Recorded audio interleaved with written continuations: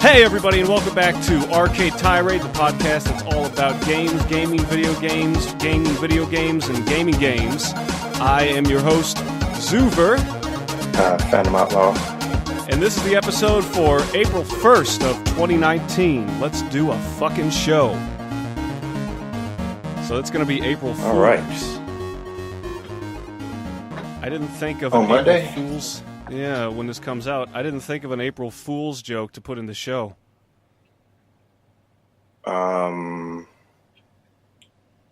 World, you say world peace? World peace was just announced by the President of the United States. What are United Nations? Like everybody, all the countries. Dude, you know what's weird? When I said that, my phone started listening to me talk. Oh, shit. The CIA. The NSA. Or the NSA. All these people. They're watching us, man. Yeah, right? And shit, that shit that happened with in the EU with that Article 11 and 13. Oh, about the banning of memes? Yeah. What? How does that work? Do you know? I don't know. I just saw the headline. I didn't read it. Basically, I think it's 11 or 13. I got to see which one is actually which, but one of them deals with straight up copyright. I guess like a whole copyright law. So like if you wanted to do a video, like the fair use thing is probably eliminated. Oh, now you've got to make your own memes. And it could contain something that they consider hate speech too. We don't know what that is. It's so broad. And and then what they'll do is charge, let's say YouTube, or they'll charge Twitter, anybody,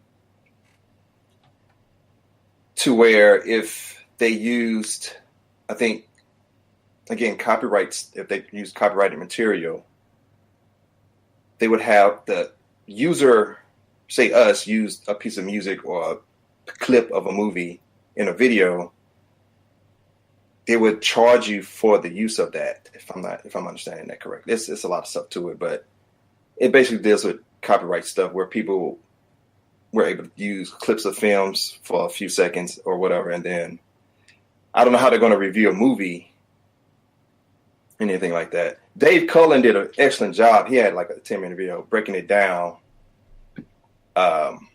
exactly what each article is doing, and then the other one is. What is 13? It's like... Yeah, when I heard about that, I was like, anybody. oh, dude. Sorry, but I was just like, oh, dude, Colin's probably shitting himself. Oh, yeah, he's... Because I know he's all on top of that stuff. Well, it's going to affect him. And right, him and all, guys over in Europe in general. But I think it could eventually hit the rest of us if it affects how YouTube handles copyrighted material. And I mean, I don't think it's just going to be, and then I think China has it, like you can go to prison for certain things over there. China doesn't even let you view all the websites we can see. Yeah, they have to use you probably have to, I think they banned VPNs too, if I'm not mistaken. Ugh. You don't want big government stepping in and regulating too much now.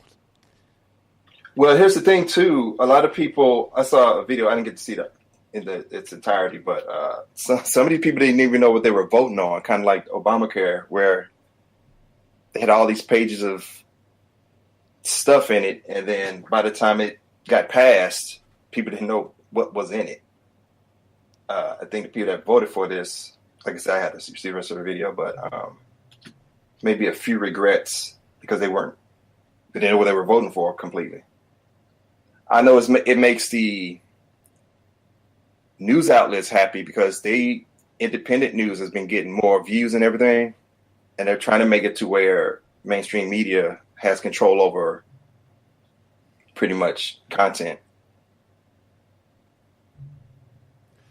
But it won't affect, say, all original content channels, as long as they're not using anybody else's stuff. I mean, people that are using reviews, if that's how this is actually going to work out, then like Let's Play channels, that's gone. Movie review channels, that's gone. Music review channels, that's gone. Am I understanding that right? Yeah, but it's deeper than that too. Like I say, I think it'll affect. Let's see. The directive was originally rejected by MEPs in July following criticism of two key provisions. Article 11 and 13 dubbed the link tax and upload filter by critics. However, in Parliament this morning, an updated version of the directive was approved along with amended versions of Articles 11 and 13. The final vote was 438 in favor and 226 against, 226 against. They can't figure out how to leave the union, but they sure as shit can figure out how to censor things and revoke comment. Yeah, it's got a lot to do with some copyright this stuff, but I think 13 is, let's see, here's like something like the most important parts of this are Article 13 and 11 and 13. Article 11 is intended to give publishers and papers a way to make money when companies like Google link to their stories, allows them to demand pay licenses. That's another thing too. So if you do a video and you're trying to give links to an article that you got the information from, they want to charge you for it. Right. So you're going to have even a harder time if you're making money off this stuff. Yeah, it's going to screw content creators because you want to link people to the article. So, if you report on an article, they want to be able to say, here's the link to this article. You can read it for yourself. But they want to charge you for it if you use that, which gives control to who wants to do that? You give them sole power to the mainstream media at that point, because I don't think content creators will want to pay for that. Because they hate the independent content creators, their competition. Yeah. And they're getting better at it. Basically what it comes to.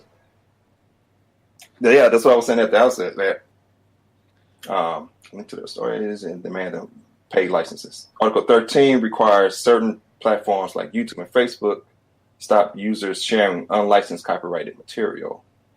Critics of the copyright directive say these provisions are disastrous. In the case of Article 11, they note that attempts to tax platforms like Google News for sharing articles have repeatedly failed, and that the system would be ripe to abuse by copyright trolls.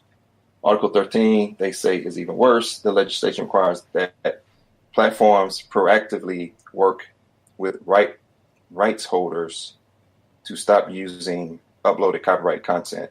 The only way to do so would be to scan all data being uploaded to sites like YouTube and Facebook. This would create an incredible burden for small platforms and could be used as a mechanism for widespread censorship. This is why figures like Wikipedia founder Jimmy Wales and World Wide Web inventor Tim Berners-Lee came out so strongly against the directive. However, those backing these provisions say these arguments above the rest, are the results of scaremongering by the U.S. tech companies eager to keep control of the web's biggest platforms. They point to existing laws and amendments to the directive as proof it won't be abused in that way. Well, have we seen any impact from this yet? Or has this even gone into effect? Been what? Yeah, I think it passed like 2 days ago. Right, but when is it supposed to be effective? Was it as soon as it was passed? Because there's always so much misrepresentation around a lot of things and a lot of speculation. I'm not saying that this isn't necessarily bad, but it's just like when the FCC, when they rolled back last year net neutrality here, and there was a lot of speculation about whether or not this would actually have a negative impact on the service providers, or not the service providers. They love it in theory, but everyday people like you and me, and anybody out there listening, it's there was a lot of talk over. Well, this is just going to let the companies charge different rates, higher package rates to different sites that have more favor with them, and it's just we did see some of that actually happen, but the big story was really around what would happen. And from my understanding, I thought that they were attempting to bring net neutrality back. I don't know if they did or not. I had to read up on that and see if. Well, what's fucked I know up, someone was trying to. I was just going to say, what's fucked up to me is that this decision was all in the hands of 5 people. I believe 5 or 7, less people than fingers I have. Right. Over whether or not this passed, and then it did. And I mean, obviously, you can take that criticism all the way to any kind of argument against a republic because you're being represented by a few people when you compare it to everybody. But that's civics 101. Anyway, so yeah, that sucks. America seems to be more on the side of deregulation. But it is a scary thought depending on how this rolls out, depending on how this plays out. Yeah, but if it gets to where, like I said, I don't think it'll only affect. I mean, if YouTube, for example, have to change, man, it was so much into that. I'm trying to think how Dave was. There's so many things that could happen. There's so many ways it could, things could affect the internet in general. Yeah, would YouTube have to change the way they share videos where if it somehow affects YouTube as a whole, which could then affect us as a whole or content creators as a whole I don't know how much work YouTube would want to go into doing algorithms and whatever is involved with copyrighted material. I mean, I don't know if, like, when Nintendo does a strike, is that Nintendo, is that YouTube, or do individual companies?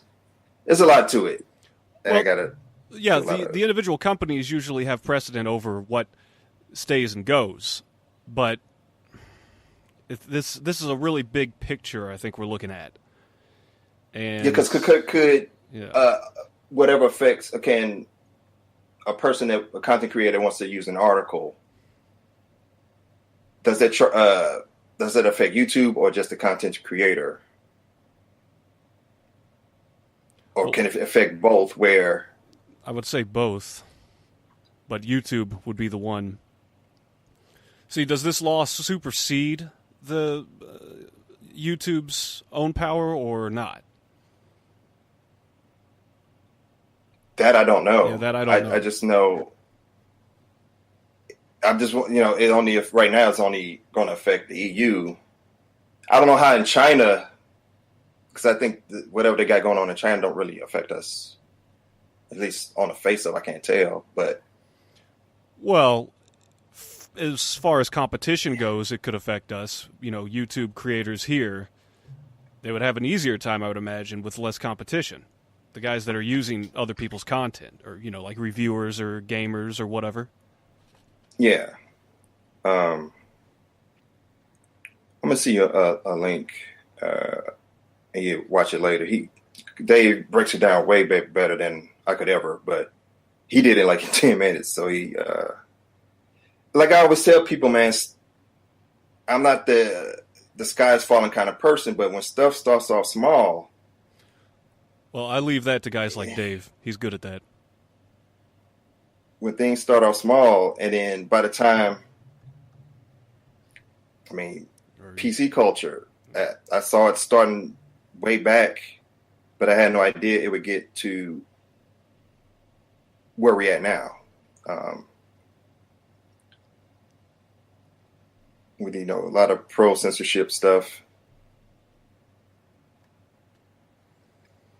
Yeah, man, that's depressing. Let's talk about something else.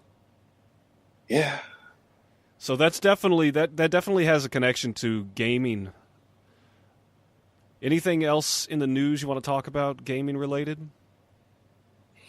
Anthem. Anthem is, I think EA laid out some people. Anthem seems to be the video game Anthem seems to be not in a good place. Yeah, that's how it sounded last time we were talking about it. Yeah, I don't think it gotten any better. Can't really DLC a bad game into a good one. No. Can't really patch up, a bucket of shit. Yeah, plus it's a looter shooter, and those games, like Destiny and like Warframe, really depends on the fan base to support, the content. Like Warframe is completely free. You can choose to buy, not pay to win, but skins and other things. And there are some few packages, but Anthem, they already charge you $60 for the game, and then they charge you for just like skin. I watched a video today about it, and I forgot how many. I don't know if this is in-game currency or like with Warframe, they have this what's called Platinum. Now, Platinum you can buy with real money, but it gives you in-game currency. There's two separate Platinum, and then you get the regular game currency that you earn throughout the game. But Platinum lets you use it for certain different skins and weapon skins, Tenno skins and stuff like that. But you're not forced to play it that way. You can get blueprints within the game, and you can build these, but you just have to grind like crazy to get it. Anthem, again, they charge you full price for the game, and then they want to charge you for other content that most people feel should be free. Everything's just become a fucking checkout lane at a grocery store with mainstream games these days, dude. It's all about buying more skins and more customizable this and customizable that and what to do. I liked older games that had customizing, but you didn't have to fucking buy it. Right. Like, one of the earliest series I know that had a lot of customization was Dragon Quest. Especially from number 3 going forward. You could design your characters, you could change their classes, you could give them names, you could different colored outfits and blah, blah, blah, blah. And I know these games now you can, like, buy a mounted LCD 4K television for your little private mansion in the middle of the hills in post-apocalyptic America. But I don't want to actually have to pay for that stuff. I'd rather go out and buy a real fucking TV. Well, I remember, what was the first DLC I can remember? I remember in Soul Calibur, at least this is when I remember paying attention to it. Halo, I remember when Halo came out, it wasn't Halo 2 or 3, or I can't remember which one it was. Right, well, they started to charge DLC for a map or something. I guess what I was saying was a moot point. When you're downloading extra characters, I get that the developers, there might be something extra that's worth a few more dollars. I can get behind that sometimes, but and it's optional, of course. So really, I can bitch all I want. All I have to do is just not buy the stuff. But when they had like Darth Vader and Link as characters in Soul Calibur, was that DLC? Or was that just Nintendo, Xbox, and PlayStation had PlayStation had Heihachi from Tekken, Spawn was on the Xbox, and Link was on the GameCube. That's what you're talking about, right? Yeah. Yeah, they didn't start charging for DLC stuff until PS3 and Xbox 360. Yeah, I know it's not that old of a... Because you couldn't, they had the GameCube and PS2 had some internet compatibility, but it wasn't solely I mean, I think the original Xbox was the only one that actually had Xbox Live that had established a good internet gameplay, online gameplay. The other two really didn't. They had it, but I remember Phantasy Star Online was split screen. You could play online, but not many people would get the adapter to play the GameCube online. Mm-hmm. Kind of ties back to YouTube, as we were talking about earlier, how when it came out, it was mostly amateur videos, and you had some more professional creators, but now that it's grown so much, it's such a common thing.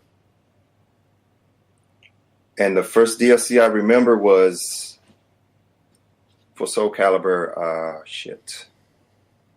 Is it 4? I think 3 or 4. I don't know. How many of those things do they have? Well, they're at 6 now. That's not too bad.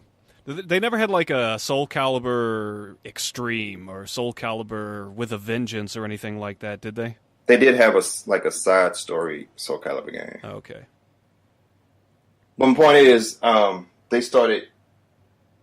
You had Darth Vader and Yoda, I think, were DLC characters that you actually had to pay for, and it was kind of like I said, little by little, they didn't charge that much, and they saw that people were willing to buy DLC stuff. And some people argued against it, like, well, this shit should be free, but we see a lot of people willing to pay for it. So they test this stuff to see how much people are willing, and we're at the point we're at now. They know people are willing to pay for DLC stuff. Yeah, and I don't think they would have actually kept doing that or implemented it more if people refused to download it, don't you think? Oh, of course. I blame. So I'm we're probably all part to of the blame. problem. Yeah, we're all to blame. Yeah. Yes, we are. And so with Anthem, I remember even with the new Call of Duty, they wanted to charge people for a reticle. A reticle? In the game, yeah. What's a reticle? In a shooting game, the where you look through the crosshair, I guess.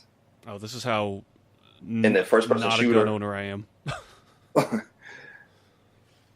In the first person shooter of a game, you can I think Call of Duty lets you pick different colors of one or different look to the reticle, and they wanted to charge for that. Well, that's dumb. I mean, I don't know all about it, but it sounds dumb. It's basically an eyepiece of a. Well, no, I get what it device. is now. I'm just saying, like, how much of a difference did that really make? I think it's just cosmetic. Fuck that. And they wanted to charge for that. I mean, fuck charging. Fuck paying money for it. And that's why the Quartering had a video about, is this akin to gambling because of the stuff EA was doing with the Battlefront 2 fiasco, with how they were doing with the loot boxes. Loot boxes in that game. And this is EA again. They publish or they own BioWare. So it makes sense. And so EA is just. I'm waiting for when Disney buys EA. What they're buying up? They just about Fox, I think. Yep. I don't like this, man. They have an ability to buy up all this stuff. I think they got 60% of Hulu too. Sugar. Disney does. Yeah, somebody I know was theorizing that they think that Disney's gonna buy out Netflix, but they're about to launch their own streaming service. Disney is. I suppose that would make sense because there's no competition, but I would just buy Netflix first. I don't know. There's a bit of rumor that if the Disney thing doesn't pan out, they could probably buy up Hulu and put their shit in Hulu, and then, you know what I mean, and change it to, because they got 60% stake, you know. Right, that's not small change. I don't know what they would put in the streaming service. I don't think they own the original Star Wars yet. Who owns it? I understand. Lucasfilms? I think there's... Huh? Does Lucasfilm still own it? I don't know. I don't think they own the original trilogy yet. I think does Turner? Who the hell owns that? Yeah, because I don't think, even if they had a streaming service, I don't think they can show the original trilogy. Oh, 20th Century Fox. Which means now Disney owns it, right? Isn't that the arm of Fox that they bought out? Because I thought, there are a few different branches, entities. Yeah, but before when they bought Lucasfilm, bought from George Lucas, I think they had some deal where they couldn't own the original trilogy for a few years. And I don't even know if they own... Love how reliable Google can be sometimes. This article's from 2012. Which is when they bought it, I think. Bought Lucasfilm. Bought Star Wars from George Lucas, which I guess is Lucasfilm. Let's see here.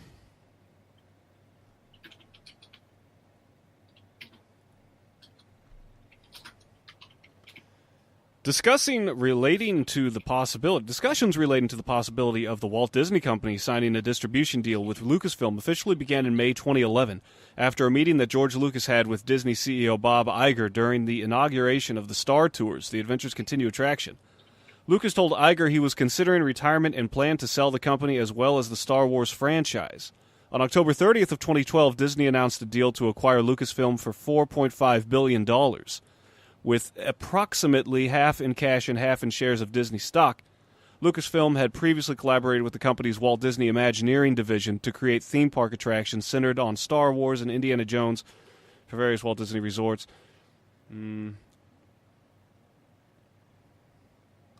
Let's go a little more forward. Here we go. 20th Century Fox, the original distributor of the first 6 Star Wars films, retained the physical and theatrical distribution rights to the original 2 Star Wars trilogies and permanent full distribution rights for the original 1977 film until May 2020, according to the 2012 Lucasfilm acquisition deal. But on March 20th of 2019, Disney officially acquired the studio after acquiring its owner, 21st Century Fox, thus combining all these rights under its umbrella.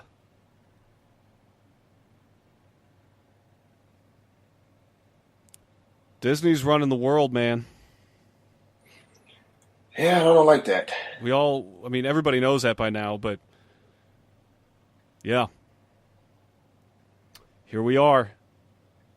A time where everyone's either crumbling to the people's feelings, and at the same time, the people are pretty much losing out on options. The market's losing competition because all these big guys are just sucking up all the resources in different companies. Yep. Yeah. Yeah. More depressing news. Yay. Anything else in the news? I'm trying to think. The Wii, or not the Wii, well, come on now, Chris. The Switch. The Switch. I hear there has been an announcement. Is that speculation, or was there an announcement about a newer edition of the console?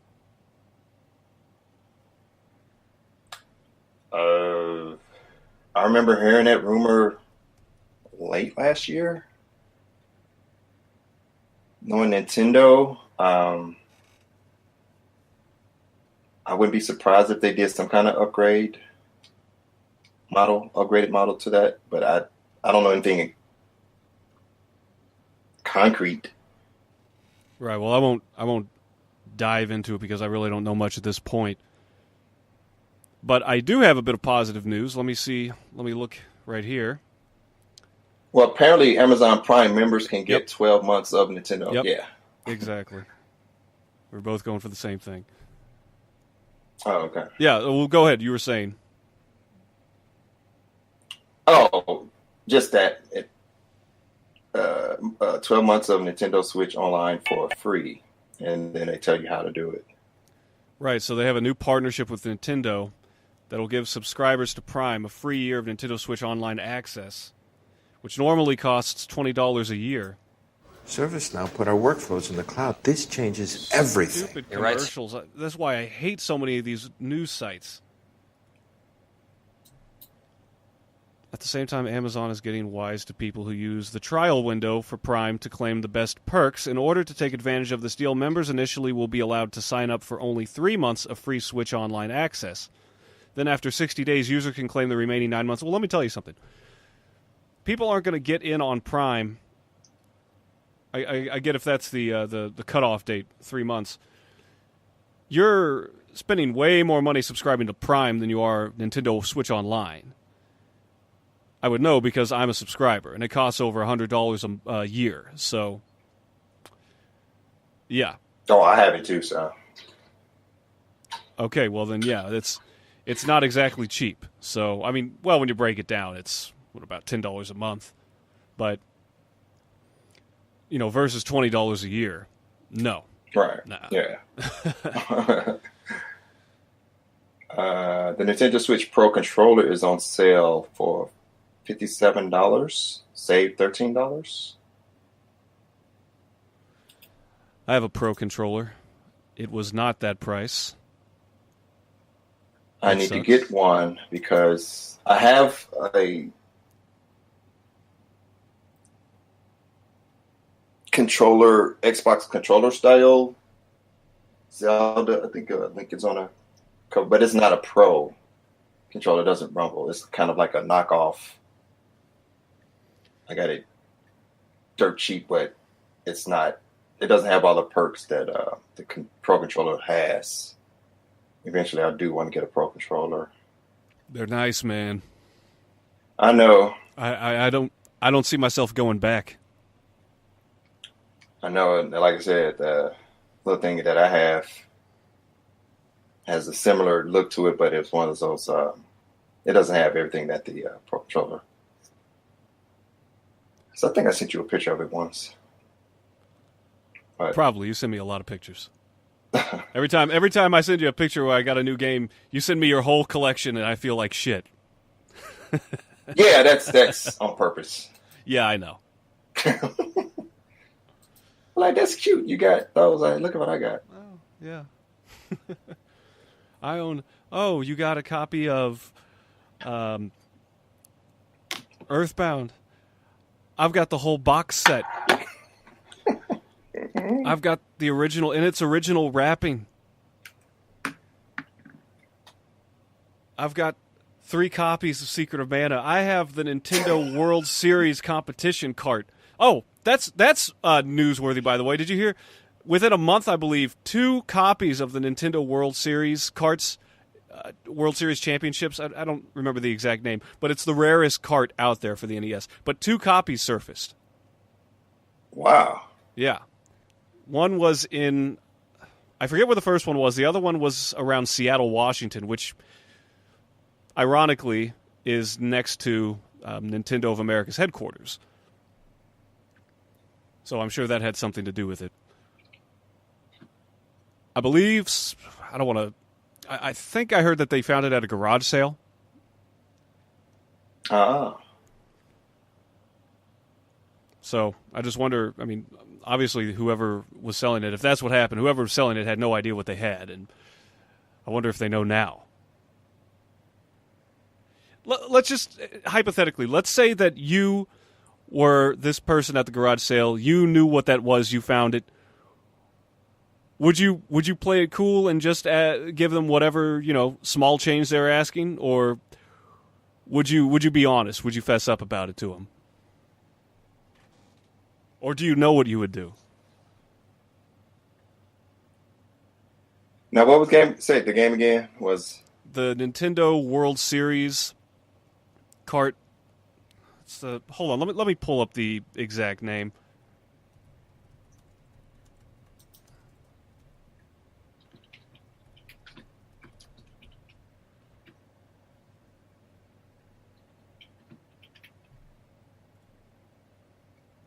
All right, here we go. Nintendo World Championship cartridge. Here we go. So this is Gamers Classified. 2 undocumented NES World Championship cartridges surface. The Nintendo World Championship was a competition held in 1990 which toured 30 cities to see who was the best NES player at the time. Competitors would have to play through custom builds of Mario Bros., Rad Racer, and Tetris with the goal of getting the highest score they could within 6 minutes and 20 seconds. 2 variants of this specially modified kart was used, the elusive prize NWC Gold kart and the standard NWC Gray kart. In a shocking bit of retro video game news, 2 previously undocumented and, after their main use, uncirculated NES World Championship carts have surfaced within Seattle and now are in the hands of collectors. One of them was acquired by a man named Tim, or as you might know him, I know him on YouTube as Metal Jesus Rocks. oh okay. And Kelsey, who runs the retro video game store Pink Gorilla in Seattle. He found this cart in his brother's storage while cleaning it out for him to help cover a few unfortunate bills that came up. Though Tim's brother competed in the NWC, he was not a winner. Excuse me.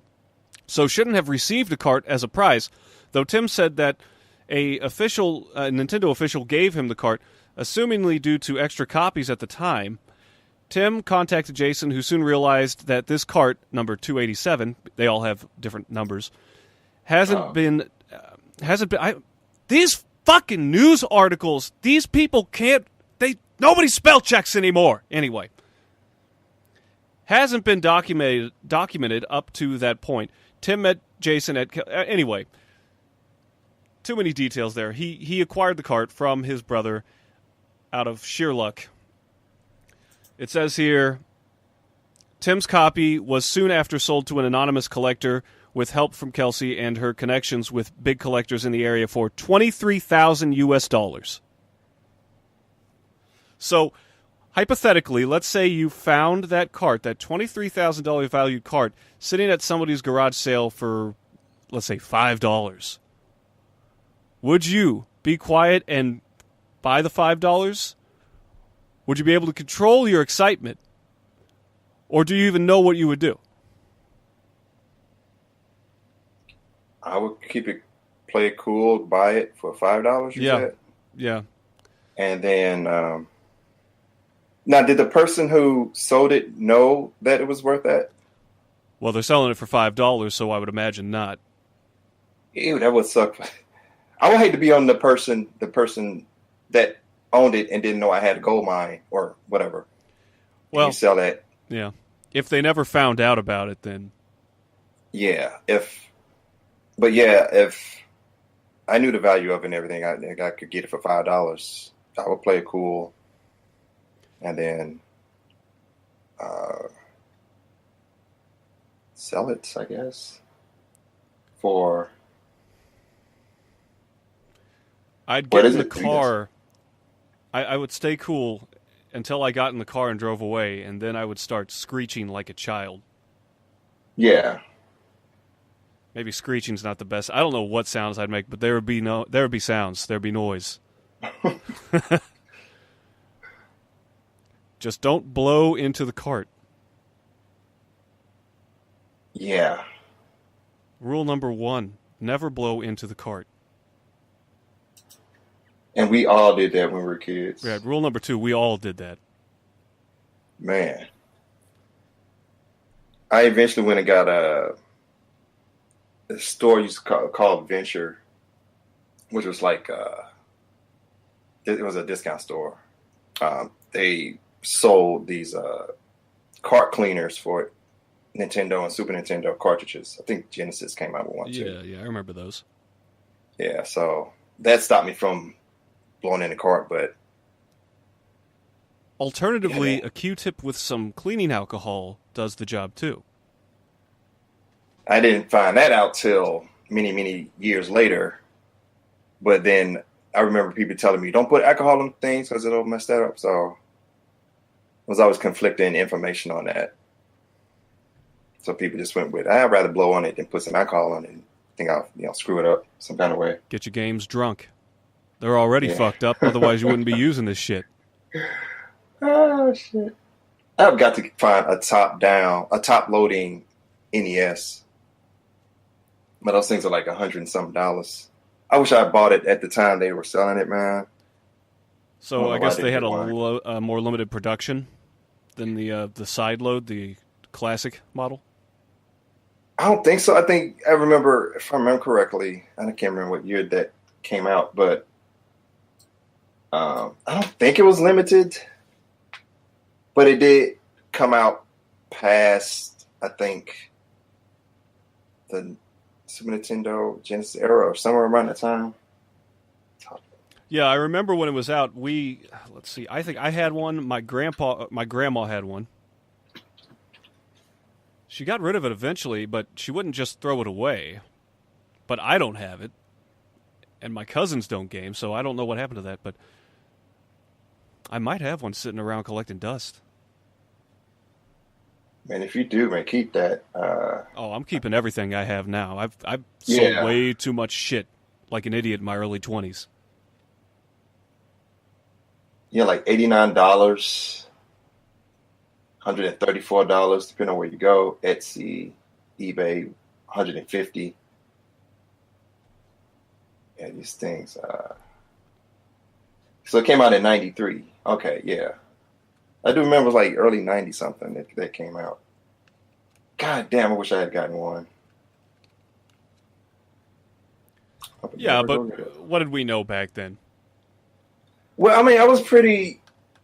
I mean, what if in 20 years from now that's going to be the same rate going, or it's going to be higher? I mean, if it is, it would be for a Switch, for Mario Odyssey, or let's say version 1 of the Switch. There aren't many left now, or there's a limited amount, so it's going to go for a lot more. But right now, you're not thinking that. Just like back in the mid 90s when the 64 came out, I wasn't thinking, oh, I got to hold on to all the boxes for all these games. Well, now obviously I do. Yeah. But now the rose-colored glasses they're looking at the 64 at now. Right, yeah. And the PlayStation 1. So you don't know what you have when it's readily available.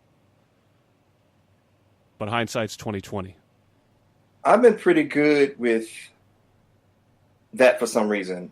I used to keep... I would never keep the boxes because it got to a point where I had a small room. Well, a big enough room, but it was getting full of... I didn't know where else to keep these things. So I would keep the instruction booklets, but I wouldn't keep the boxes.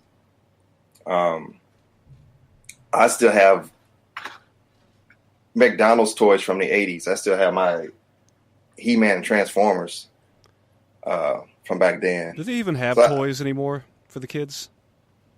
When I take my kids shopping... Right, you'd be more in touch with that. The best toys, when I buy toys, even to this day, I get them from Amazon. Well, I meant McDonald's. Oh, when I was a kid, McDonald's toys and Happy Meals were like kind of original. Now it seems like everything in a Happy Meal is something tied to a movie or a TV show. Right. Yeah. I mean, when I was growing up, it was all tied. By that point, it was tied to franchises. Oh, well, yeah. Now, like when I was a kid, the Astro Snicks was these green and purple aliens. It was like, if I remember the first wave of it, it's like 82, 83. Then the second wave of them was like 84. These figurines, Popoids. I was looking up some old 70s and 80s McDonald's toys. I remember a lot of them. But at some point, they stopped doing that, and everything's like franchise or something tied to a movie. Yeah, I mean, a majority of toys are tied to a movie at this point.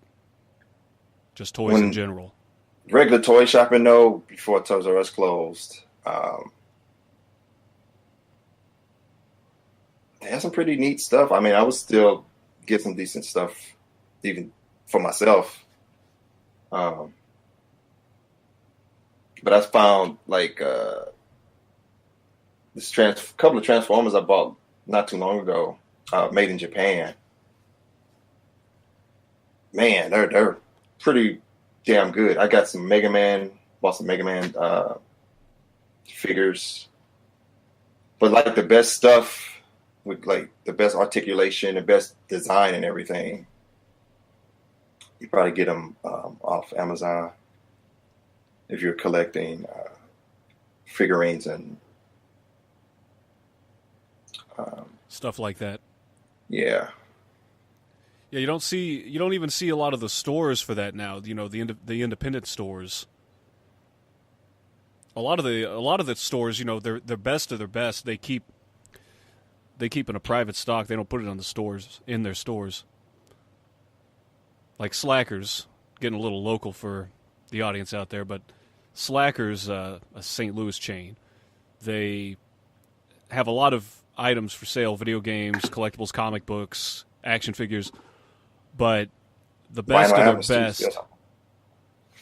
their best, they sell online. They don't have in their stores. Would you say you don't have any Slackers near you?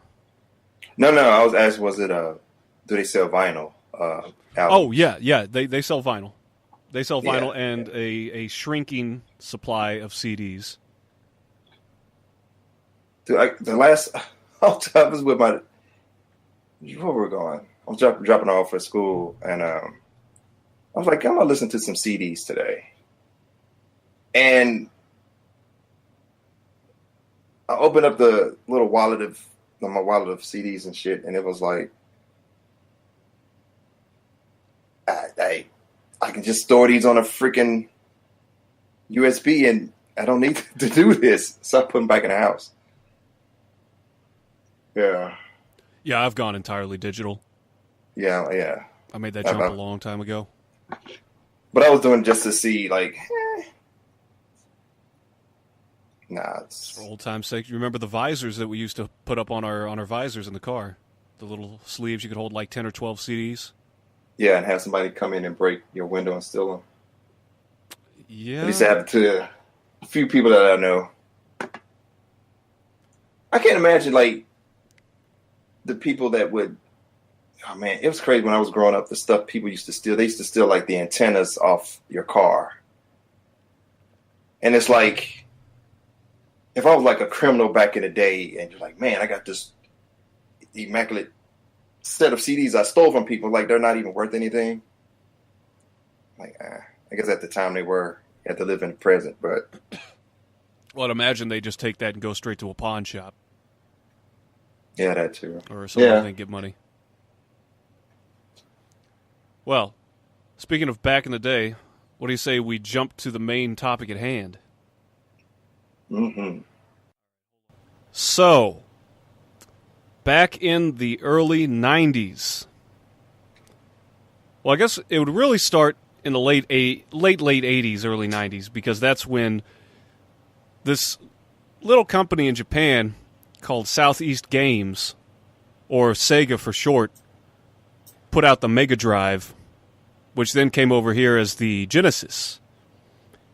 And for a time it was competing with Nintendo's 8-bit NES, but then Nintendo came back with the 16-bit Super Nintendo, or Super Famicom over in Japan. And that sparked the first console war? I believe that was the first big console war. I know you had, like, Intellivisions and ColecoVisions and Ataris back in the 70s and, you know, the earlier 80s, but, I mean, you were around for more of that. Was there anything like that before the SNES Genesis console wars? No. Nope. Atari, no. Back then too. God, what was the price of those back then? Not many people had an Atari, and arcades were still strong, so it was rare that you would find anybody with an Atari. Most people would still go to the arcade and hang out and stuff. So home consoles were. It was kind of like they didn't have the same power. Yeah, it was kind of like no big deal. It's like, I got an Atari. Must be just stayed at the arcade or went to the arcade. So it was you're special if anything, if you had some kind of home console before '85, before Nintendo came out here. Like having a color TV in the '60s. Yeah. Well, somebody I was talking to at a game store the other day brought up something that I had never thought of. Back in those times, too, 70s, 80s, especially the 70s, games still cost $60. But when you apply inflation, that's about twice the value. So $120 for a game. Mm-hmm. The same value. Could you imagine paying $120 today for the newest Madden or League of Legends? They kind of do if you have a special, where they come packed in with stuff now. I think the latest Mortal Kombat, if you get it, this bundle, it comes with like a scorpion head or something. Right, but those are the special deluxe edition packages. Yeah. I'm just talking basic games. Just basic games. Oh, no, I can't imagine. Well, hell, we kind of are doing it with the DLC. You get the base game, and then it's like, hey, let's sell them an unfinished game, and you're going to charge them for. We're kind of in that thing. It's just not outright that, they're still charging you for. Yeah, they're still charging you for. You bought the full game, and they're still charging you for extra content. Yeah. So yeah, it's kind of like that. They're just doing it in parts instead of a full 100+. Right, but even the games that's free, when you get all the like Fortnite, when you add in all the stuff people buy cosmetically and stuff. Mm-hmm. Yeah, but I see your point. But all that's optional. Yeah. Yeah. But anyway, SNES, or SNES, as some people call it, not me, versus the Sega Genesis. I almost want to bitch slap people that call it a SNES. Yeah, that's a new phenomenon to me. I didn't notice that until more recent times. It's like people that argue is it AT-AT or AT-AT? And we called it AT-ATs back when I was growing up. Not AT-ATs. I wasn't in that debate, but I would probably call them. I think I never really called them anything. I just called them the big machines, but probably an AT-AT. So where do you want to start on this, man? There's a lot to cover. Oh.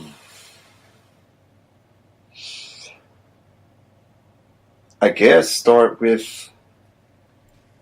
Well, what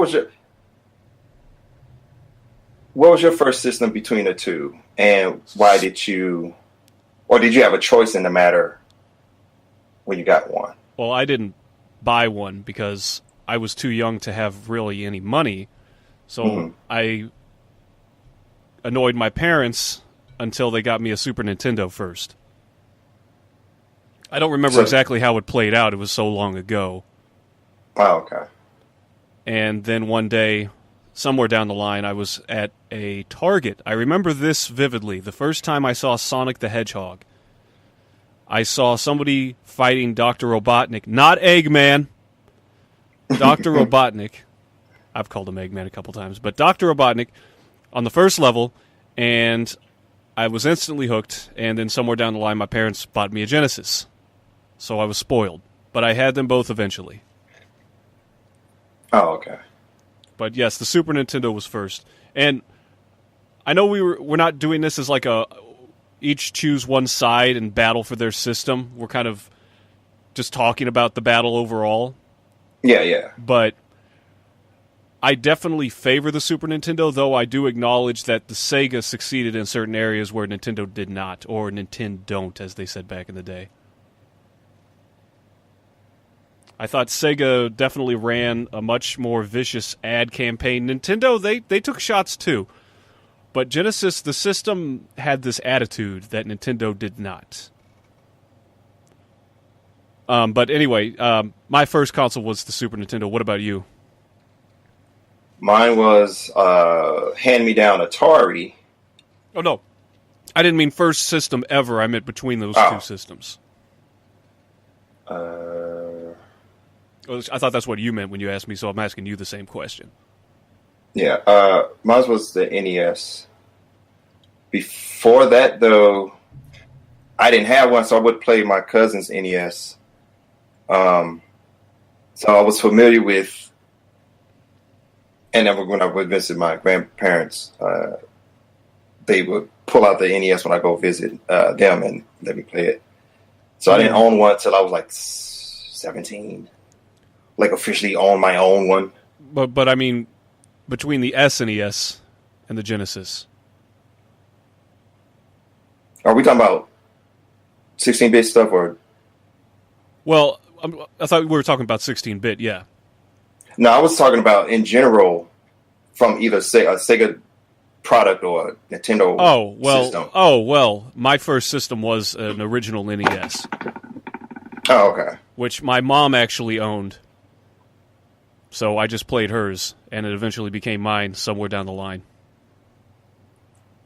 I didn't even know Sega had an 8-bit system growing up. I just knew Nintendo was so popular when it came out in '85 that I didn't know anybody with anything close to a Sega. Yeah, anything. No, you're talking about the Master System. Yeah. Which was basically a television-sized Game Gear.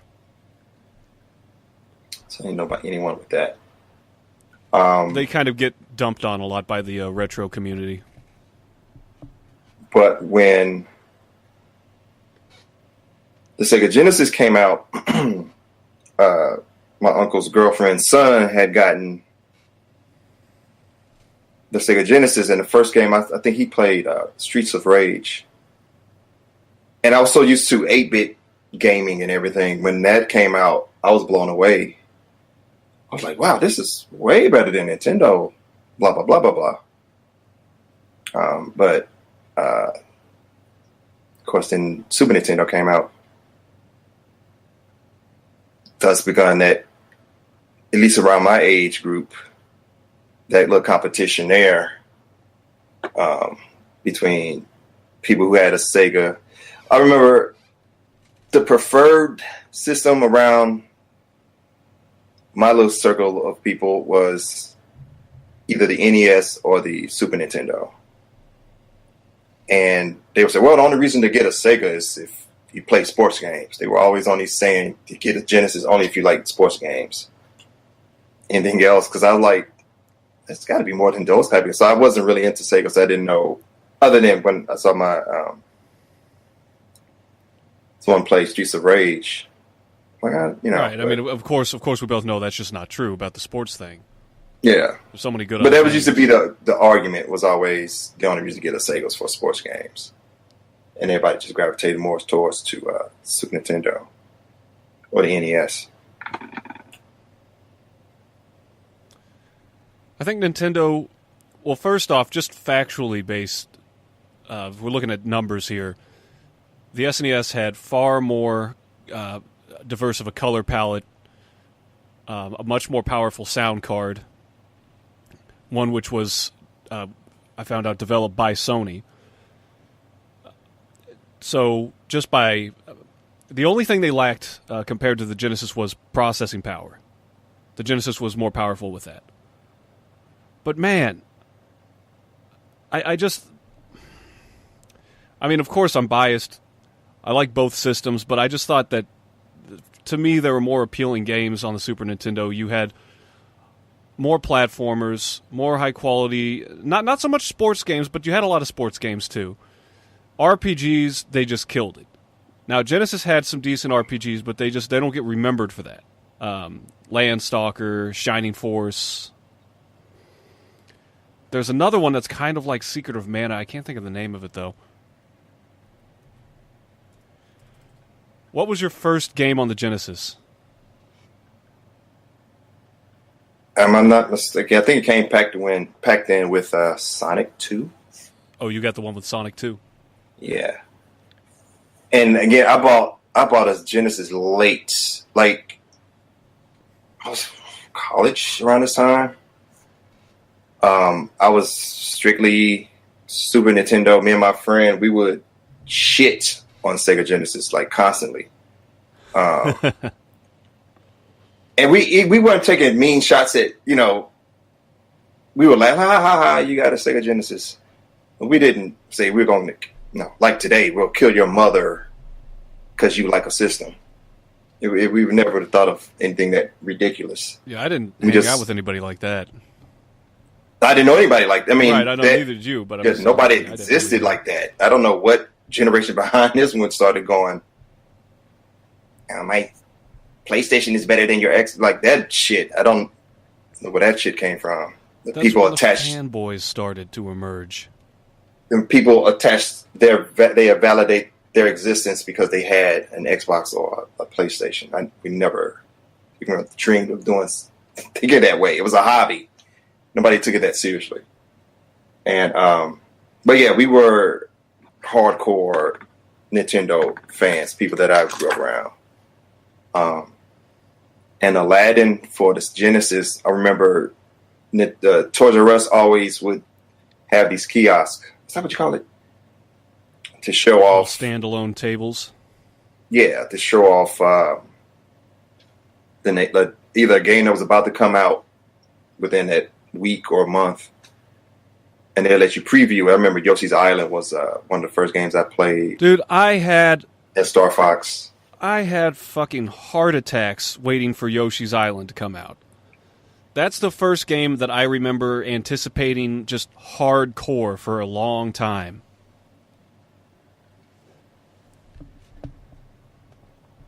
Anyway. Yeah, when I played that, man, my first, again, the store adventure used to be when I was in college. I used to go to that to play Star Fox before the game was released. So they would always let you play.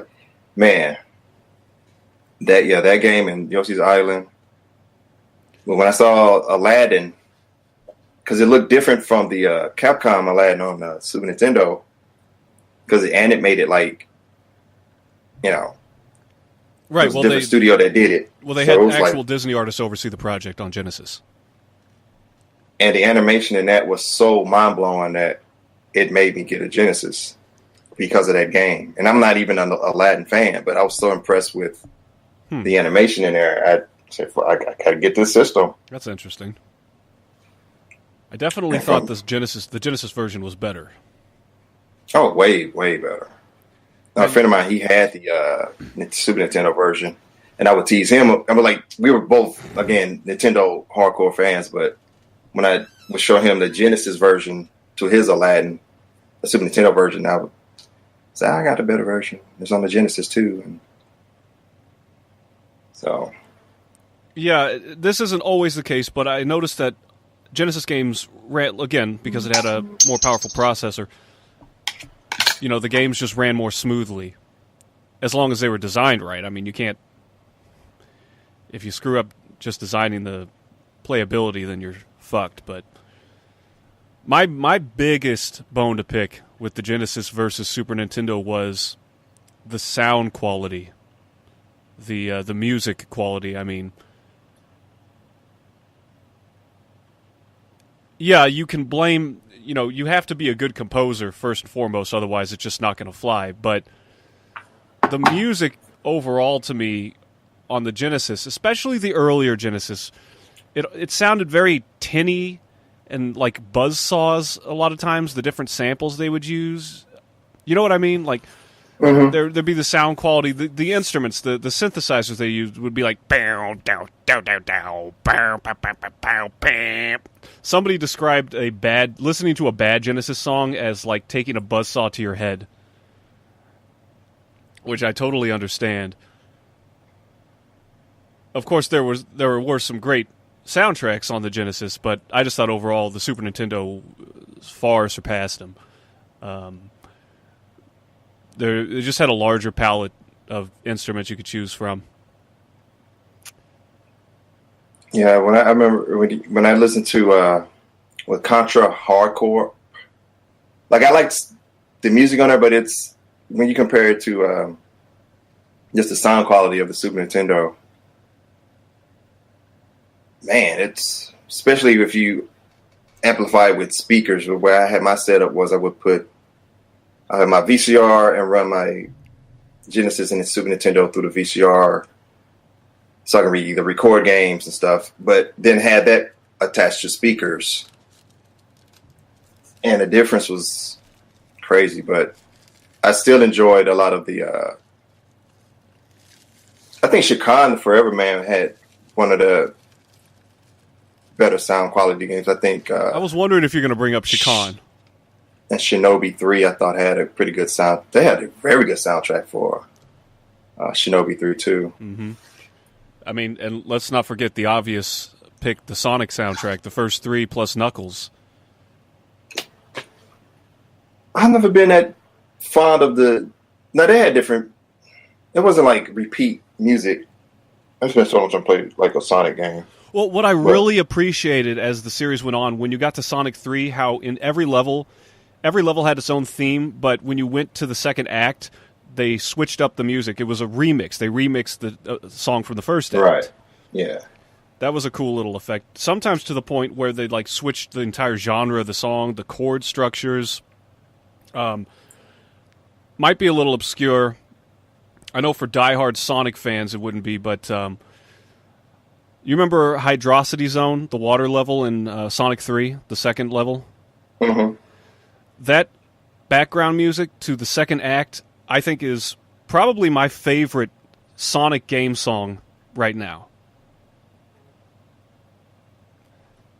So, anyway, I had to plug that at some point. I fucking love that track right now. But you know, there were other good Genesis soundtracks, like, let's see, wasn't Gunstar Heroes? Didn't they have a pretty good soundtrack? Yeah, not only that, that game in general was one of my all-time favorite games. Yeah, hands down, definitely a great game. Mega Man-like, but not exactly. Well, it was one of the first games too I played. There was a shooter where you can actually throw a character in a shooting game or have some kind of physical attack towards the enemies. You didn't always just shoot. You could, but it was kind of like how limited. I'm trying to think. Metal Slug, where when you get up close enough to them. Oh, you can melee them, yeah. Yeah. Well, Gunstar Heroes was one of the first games I played back then that did that. I don't think it was the only game, but I just know the game I played, it was strange to have a shooter do that. And it was so fast, too. And I like the way you can mix certain bullets to get a different shot effect with the gun you have. Very good game. Yeah, definitely ahead of its time, or one for its own time. Of course, then you had Castlevania Bloodlines. Mm-hmm. That's a Castlevania that people often forget about. You mentioned Shinobi. I mentioned earlier some RPGs on Genesis. I forgot Phantasy Star. Yep. Say what you will. It started with Sega. Ristar, or is it Ristar? I always called it Ristar. Yeah, so did I, but I've heard other people call it Ristar. And my personal favorite, Toe Jam and Earl. I have yet to play that game all the way through.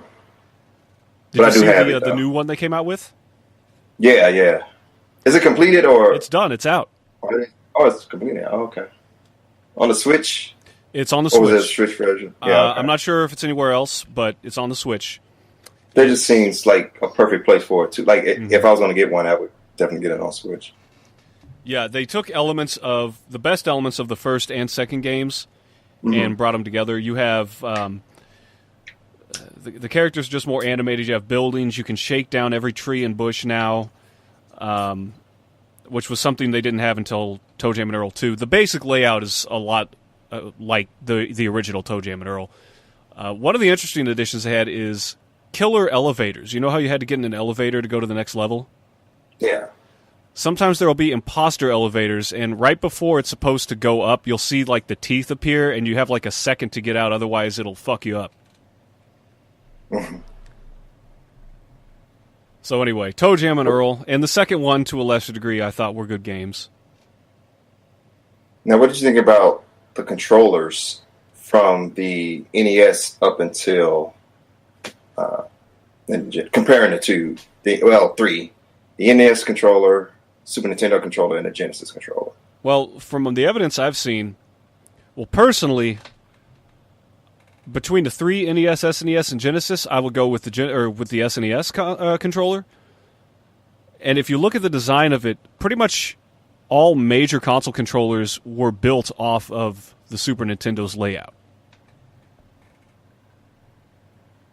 Yeah, 6 buttons. Then, again, me growing up with, when you went to the arcade, you had the joystick, but then home consoles had the joystick and the one button sort of kind of thing. And then they had some other kind of controls, but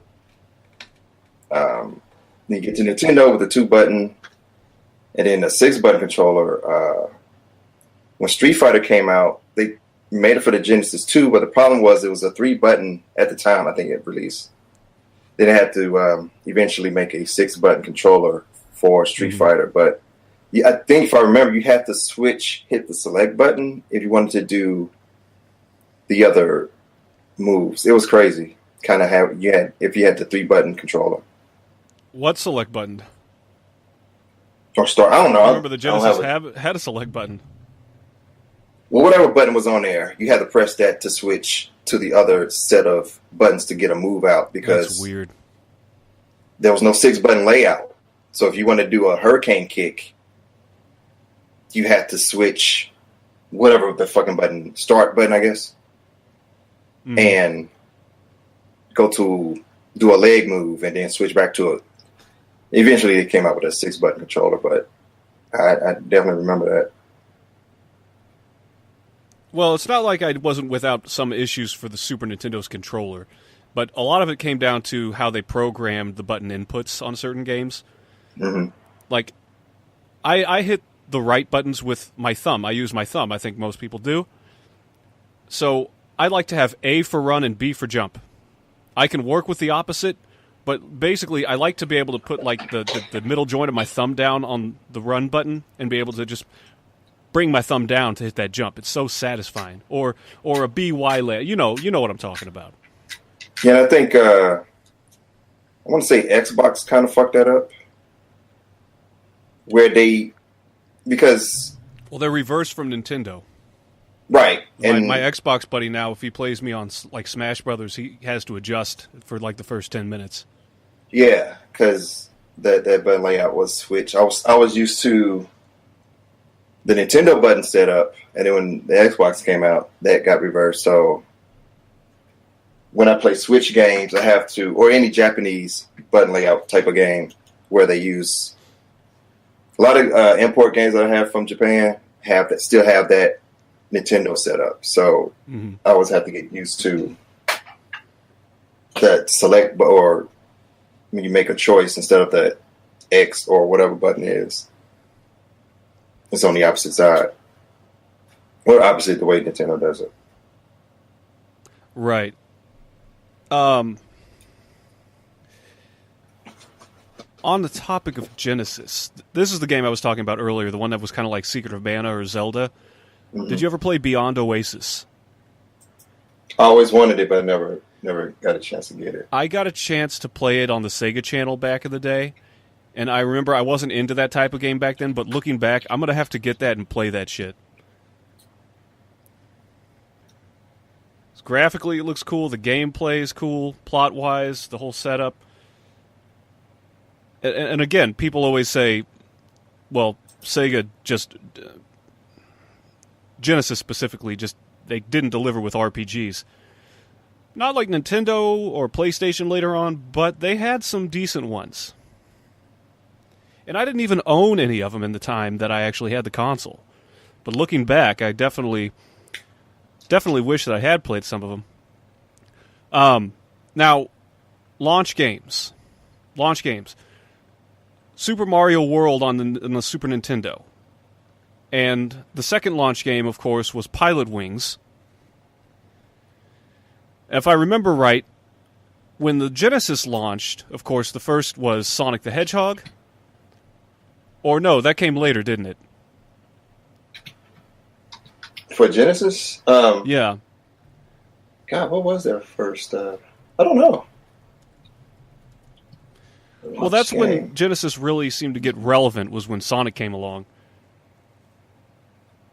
Well, like I said, by the time I got a Genesis, which was pretty late in the game, it came bundled with something else. I couldn't tell you what was the exact initial, because I got the core, what they called at the time, core Sega Genesis. I remember the first actual Genesis was a totally different design from the one I currently have. It says here, on launch in 1988 in Japan, the Genesis only had two games, Space Harrier 2 and Super Thunderblade.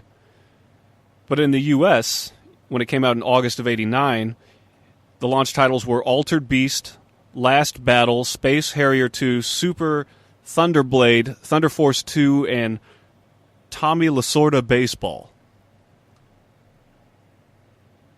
And then interestingly here, in Europe, when it launched in November of 1990, because those guys always get screwed on the Eastern Japanese gaming market, Alex Kidd in the Enchanted Castle, Altered Beast, Columns, Golden Axe, Space Harrier 2, Super Thunderblade, and Thunder Force 2. So no Sonic. But I remember when I got the console, one of the other games they were trying to push at that time was Echo the Dolphin. That was a surprisingly good-looking game. Yeah, wasn't it? Yeah. The only problem was, I don't know if you played it or how much of it you played, but when I played it, I would always get stuck. I would give up after the second level. Because I didn't understand the layout of the game at the time. I didn't know what to do. I was very much more like a non-strategical, non-puzzle gamer. I was more into simpler puzzle games or action or platformer games. But yeah, visually it looks amazing. Now, that game fucked me up the first time I played it, because you remember what happens in the very beginning of the level when you jump up high enough and then everything gets sucked into the sky for no reason? Oh, yeah. Yeah, but graphically very impressive. Nothing matched up to that on the Super Nintendo until Donkey Kong Country came along.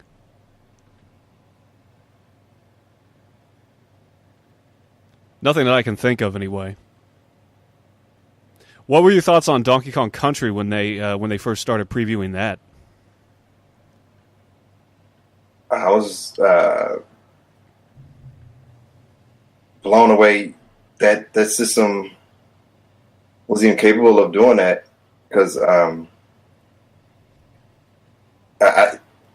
never. Now I would think when Star Fox came out, I thought, oh, that's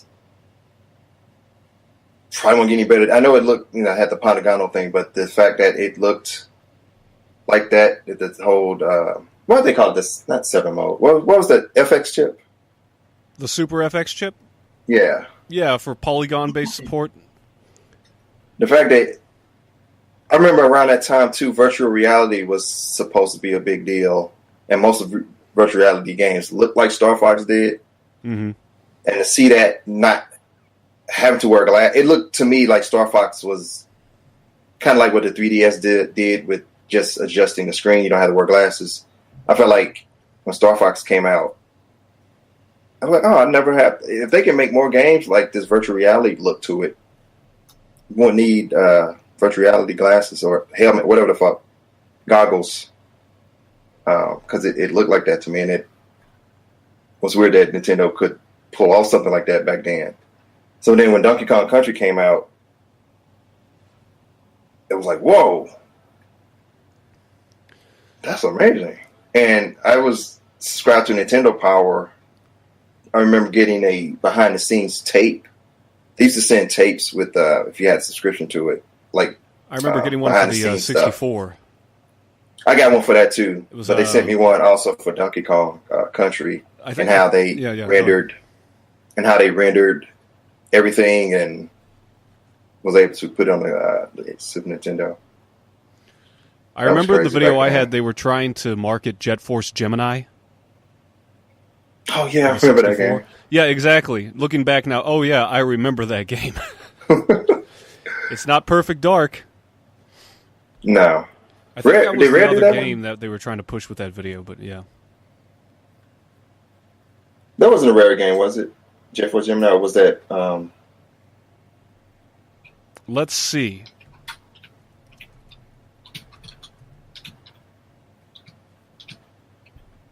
Yes, it was. Yeah, okay. The dude had weird, beady looking eyes. That's one of the things I remember.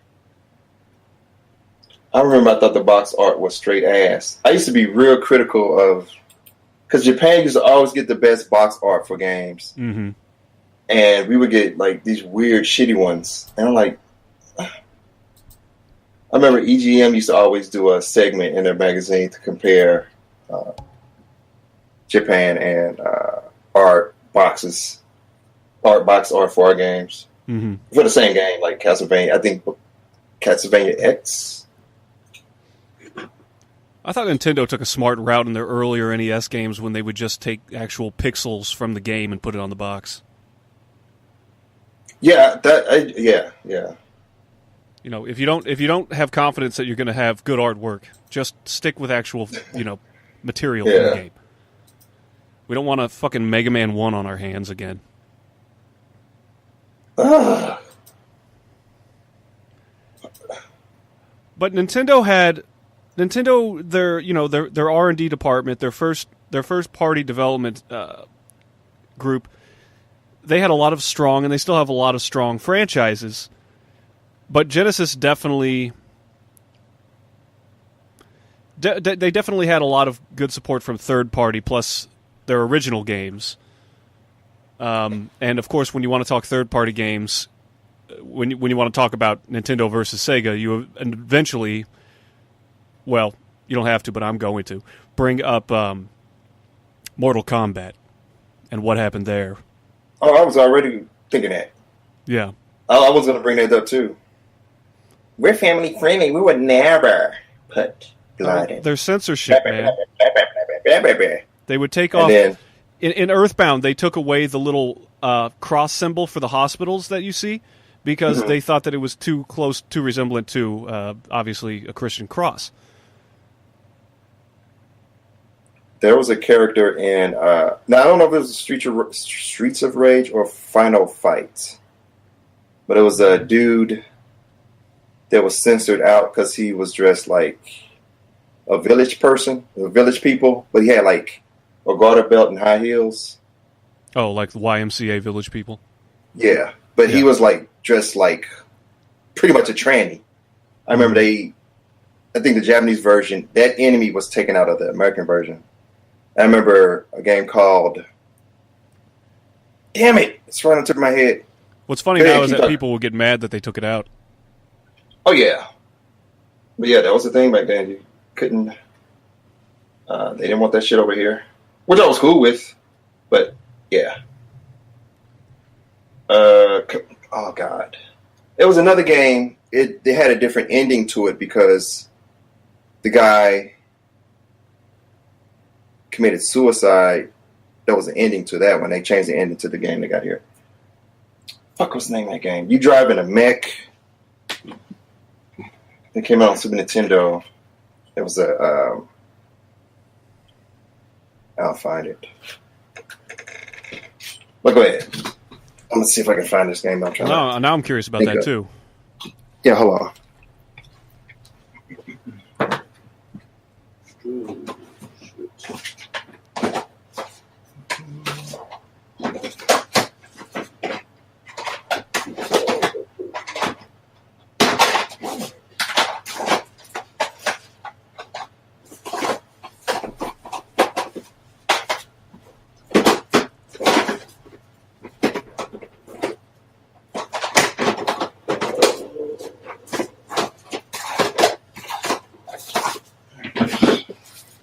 Well, in the meantime, Cybernator. Okay, I remember that one. Yeah, they had a totally different ending in the U.S. version, the Japanese version. The guy that either ran the enemy group they tried to fight against blew his brains out. And I can't remember how the ending in the U.S. version was, but it was very tame compared to that one. When Mortal Kombat came out, though. Right. Did you ever play it, or did you have any other versions? I didn't have it, but I played it. Which did you have, the Genesis or the Super Nintendo version? Well, I didn't have either. I played both. Which one did you play? I played both. Oh, you did play both. I played both. What makes Mortal Kombat to me was the fatality moves, the violence, and the graphics. I was never that big myself into Mortal Kombat, but I got nothing against the games, and I certainly have nothing against the violence. But yeah, Nintendo turned that blood into water. Of course, they changed their tune eventually with the second one, but they'd already left a mark. You know, the impression had already been, put in the minds of people. Yeah, who knew that they would be, to this day, stigmatized for that? Mm-hmm. Well, they didn't help themselves further down the road with the choices they made. I was there when all that shit went down with the whole Congress stuff, but I had the Super Nintendo version. I was like, I know they took the stuff out, but back then, man, even to this day, I'm such a hardcore fighting game fanatic. But man, it was ass. Like, it looked close enough to the arcade version, and you still killed people. It was just in a dumb way. Like Johnny Cage's actual fatality was uppercut your head off. In the Super Nintendo version, he just kicked you through the chest, and I think Kano pulled out a fake heart. It was like he did the motion, but nothing came out of the chest. He wasn't holding anything, if I remember correctly. Raiden's, they kept his, because there was you just turned into a skeleton if he electrocuted you. And Liu Kang, they kept his. What was Scorpion's? I forgot what Sub-Zero. I think he froze you. It was weird, but they changed it, and it was sweat instead of blood. Mm-hmm. Then somebody, can't remember if they did any PC stuff back then, but I remember somebody did a mod where they made the blood red. But yeah, that's right. It was like, The Genesis, I went to rent that version because I'm like, man, I put in the code, and the sound and the visuals was so bad.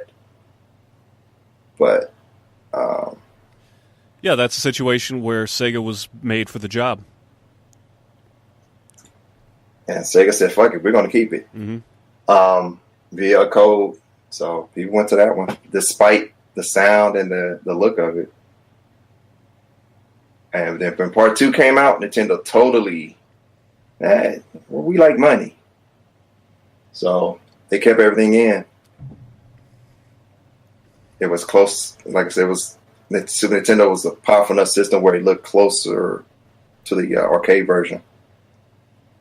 And from there, they kept everything intact. They didn't really censor too much after that. Until Congress decided to police video games, and you better self-censor or we're going to give you a rating system. Blah, blah, blah, blah. Yeah, they would have cracked down eventually if they hadn't have created the ESRB board. But who knows what would have happened if they hadn't, if the government had actually stepped in. Could be a lot worse. Well, that's the thing. The games have gotten away with, like, you can make the people, look more realistic now. So they brought more attention to it than it kind of had that. Well, what's so bad about this? You brought so much more attention to the situation now that more people want these games. Mm-hmm. It's kind of a stupid thing to go after, in my opinion. It should have just. Oh, absolutely. Yeah, they should have just left it alone, but people were getting concerned. People were very much more about censorship back then, or that type of censorship back then. Well, hell, even the cartoon. I remember Roadrunner. They stopped showing Roadrunner cartoons because I saw an article. They were like, "I was going to teach kids to throw rocks on their dogs." And the thing, first of all, Caillou doesn't look like anything I've ever seen, and I've been raised around dogs. I would never think to do that. But thanks for putting the idea in my head that I never had. It's like these people do more harm trying to censor, and we need to look out for the children. Kids don't really think like that. You might have a deranged individual that's fucked up from the outset, and but solely playing. But they did that with music. It was like whatever the popular medium was at the time, because Jason used to get blamed for murdering people. If you watch the Jason movie, a Friday the 13th movie, it means you're going to go out and kill somebody. If you watch the porn, you might go rape people. If you go listen to rock music, you're going to be a Satanist and all this other bullshit. Right. It's whatever's dangerous, whatever's seen as dangerous at the time, whatever's on the edge. So then the new scapegoat was video games. And depending on what the situation is, games still get blamed for things. Even after data has come out that there's really no correlation between the two. But I've always said, I do believe if you watch something over and over again, you can be desensitized to things. But I think just putting a Band-Aid on a situation and not saying, well, why would somebody go that far?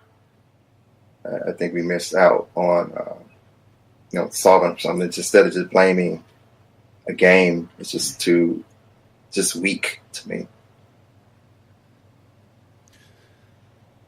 Yeah. There are always bad arguments, and people still make the arguments, and it just seems like people don't learn. There's always a new wave of people that come in, a new outbreak, some kind of violent action, or some sort of violent act that somebody takes, and then even now I've heard politicians talk about that kind of stuff. Well, they never go after Hollywood, they never go after the entertainment industry. Bullshit. They've always gone after the entertainment industry. It's just like both sides in the political battle, they always want to blame the other one and use that against them. But I don't hear people, I haven't heard people bring up like The Walking Dead when something happens, but they'll bring up Doom. Right. I do kind of see that people don't really blame Hollywood that much. I see they go straight to games for some reason. Even people in my family, I remember they had a family reunion, and none of them play games, but there was their first, I forgot what was going on. They were talking about somebody had gotten shot or something, and they just kind of generalized, the world's problem. They went to start blaming video games. I was like, oh my God. Yeah, my parents, they would bring that up sometimes, but they generally always go back to the same conclusion that I hear a lot of older people always going to. Well, the world's going to hell. Glad I'm dying soon, because I feel sorry for your generation. It just... I feel sorry for my kids' generation. It seems like a general blanket you throw over things. Yeah, I'm probably part of that problem, too. Yeah. In my age, I look at stuff from what I grew up, things that were okay, that you could joke about. Now it's like everybody's just offended by everything. This chick, she got kicked off, banned off. I don't know if she's suspended off Twitter. Some guy thought she was a man, and she said, "No, I'm a lady." And somehow Twitter decided to suspend her because they said she misgendered herself. Yeah, well, that was the reason they did it. Yeah, it's silly, it's annoying, but I don't think the world's going to hell. I definitely have my criticisms, but that's what I think it's been worse. I mean, if you look back in the 1960s, I don't want to get into all that, but yeah, I mean, you can argue that some things are objectively worse. Yeah, but then there's like a lot of stuff is better too. If you look at the medicines we have, right? Hell, back then you only lived to what, a few years. Your 30s, you were expected to live not much past 30 or 40. Right. Technology medicine has gotten better. Technology has gotten better. Technology's gotten better. Medicine's gotten better. A lot of things have definitely gotten better. Things are way more convenient now. Your options, your choices for everything. Choices. But it's not without its problems at the same time. And like I was saying the last time we were talking, a lot of this convenience also creates the free time for people to start complaining about stupid shit. Yeah. It's a distraction from other things that I guess we could focus on. That's more important. Other things you could be doing better, more productive things.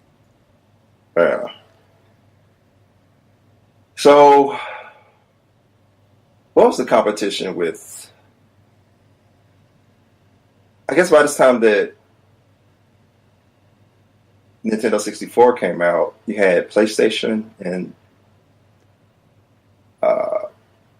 the Saturn.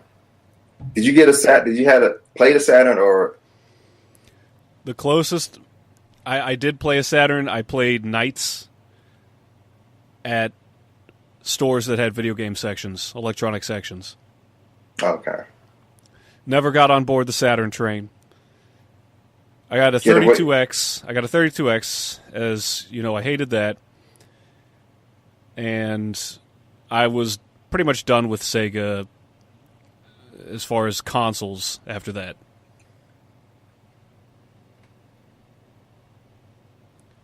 Though I did fuck with some Sega games later on down the road. I played. I didn't own it, but I did when they had it set up at Toys R Us. It was a Shinobi game and Panzer Dragoon. And I remember, I wanted a Saturn just for that game, but the way I was back then, it was like I would never buy a game system for one game. I was trying to look ahead of time, like would I spend the little amount of funds that I have? I'm not going to get on the system which is weird because for some reason I thought I was okay with the PlayStation. I took a chance with the PlayStation, but I had this weird feeling about the Saturn. I was like, I don't know, so I never fucked with it. Yeah, well, it didn't really prove to be much of anything in the long run. Yeah. How long was that console even around? I think it lasted up until, I want to say the Dreamcast.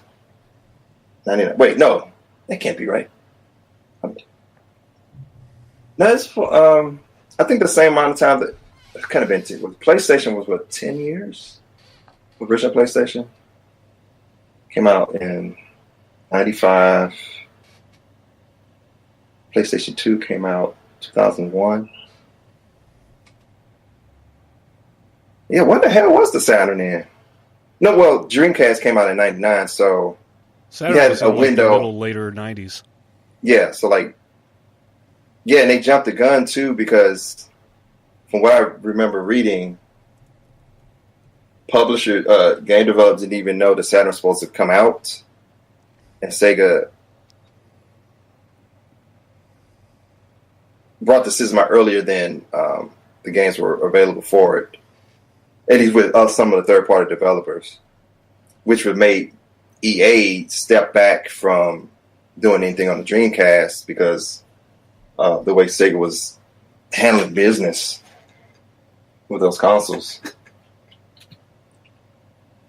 And they did everything right once the Dreamcast came out, but PlayStation had such a foothold on everything. That name brand had gotten big. Nintendo was kind of there, but PlayStation was getting a lot of, especially when Final Fantasy VII and Metal Gear and all those came out. Yeah, PlayStation was on the rise, and Nintendo, because they were very controlling bastards, lost a lot of their third-party support to Sony. Yeah. And then Sega just made bad decisions, and the competition in the end became too much for them.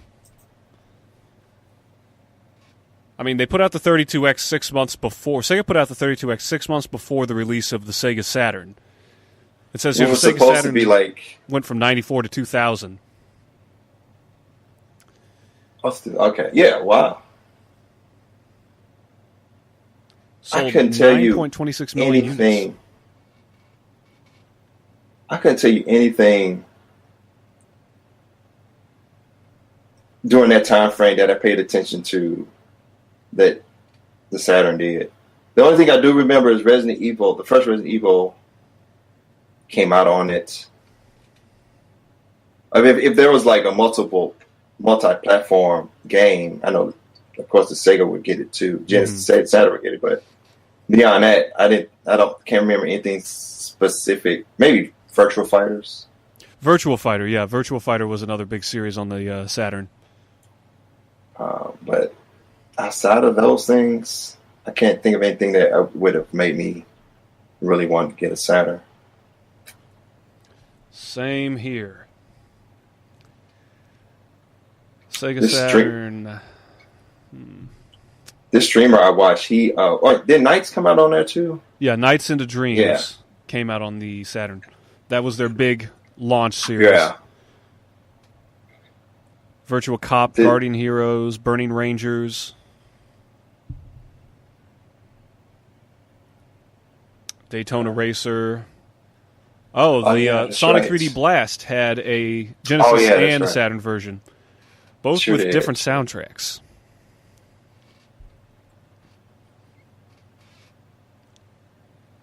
Yeah, so the Dreamcast was its successor. That's when they got everything right. But it was like PlayStation 2 was around the corner. I think Microsoft had gotten to the game around that point, about 2000, 2001. Original Xbox, so... Yeah. And Dreamcast got to be probably one of my favorite systems of all time. Yeah, great system. I played it a lot at my friend's house. But unfortunately, it was lost to its competition, and a lot of people don't really think about it much anymore. Yeah. When the VMU. What's that? It was like a memory card / Oh, the one with the little pixel screen? Yeah, so yeah, that was you cool. Could use that as a second. Yeah, use it as a second screen for, depending on what the game was. I think they made it too. If you play like a sports game, you can do your plays would show up on there and not on your screen. I could be wrong about that, but it had some pretty significant value. It was cool for what they did with that, but it was too late, man. Yeah, unfortunately, PlayStation had everything that the Dreamcast had and more, and it came out, I think, about a half a year after the Dreamcast. Mm-hmm. I remember that small window because they were blowing up. Everything Dreamcast was, I walked in my local Babbage's. It was all about the Dreamcast. And I remember playing it there, and I was like, yeah, this is a good system. I might get one myself. Soul Calibur, when I used to play the arcade version, then the Dreamcast version came out, I was like, holy shit. Blew me away. And I pre-ordered one and got Ready to Rumble, Sonic Adventure, Soul Calibur, Power Stone. Like I got all those games that day, like launch day games. Played the hell out of that Saturn. The Dreamcast. Yeah, because they'd given up on the Planet system that they were going to do originally. Remember the Neptune? Oh yeah. Yeah, that only went into that never got out of planning and development. What did they do after that? I mean, after and then the SNK with some of the import. Oh, this is what I loved about Sega too was during that time. If you got a Game Shark, it had this weird ability to let you play import games. And Sega never tried to fix it. They said, "Oh fuck it, let you play import game." Region locks are pretty much dead now. Yeah, you used to have to mod your PlayStation and those older consoles to play import games. Did you ever get a Super Famicom games for your Super Nintendo? No, I didn't know anybody that modded those, so I never did it. Wasn't it some weird?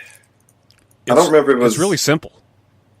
You do something with the chip at the There was somewhere somebody used to explain to me how they were able to do that. There's a little set of they're not exactly pins. They're more like teeth inside of the loading dock of the Super Nintendo console. Yeah. Block the reader of the cartridge to actually line up. All you got to do is take it out. That's right. That's what it was. Right. I was too afraid to do shit like that. Yeah, I wouldn't have done it either. But yeah, as far as what was Nintendo doing? Still doing the GameCube came out, 2001? Early 2000, somewhere in there? Yeah, it was in that window. I remember the Xbox came out. It was kind of considered the Dreamcast 2. Because it not only did it have some of the games that would have been on the Dreamcast, but it had the online capabilities and stuff. And a lot of those games, it just had Radio Future came out on it, and some other games that had that Dreamcast feel to them came out on that system. Right, and that's when Sega just strictly resorted to game development.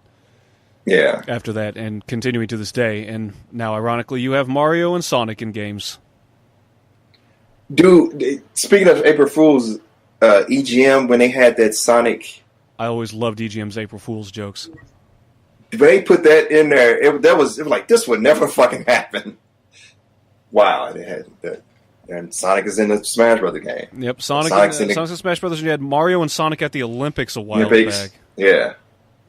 Which I kind of thought was odd. Like, that's the first... That's your big outing with Mario and Sonic? You're going to have an Olympics competition?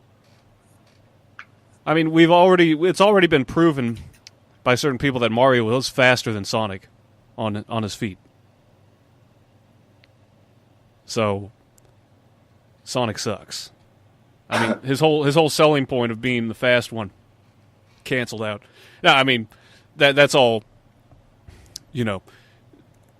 Taking technical aspects of how far they can cross a frame within a certain amount of time.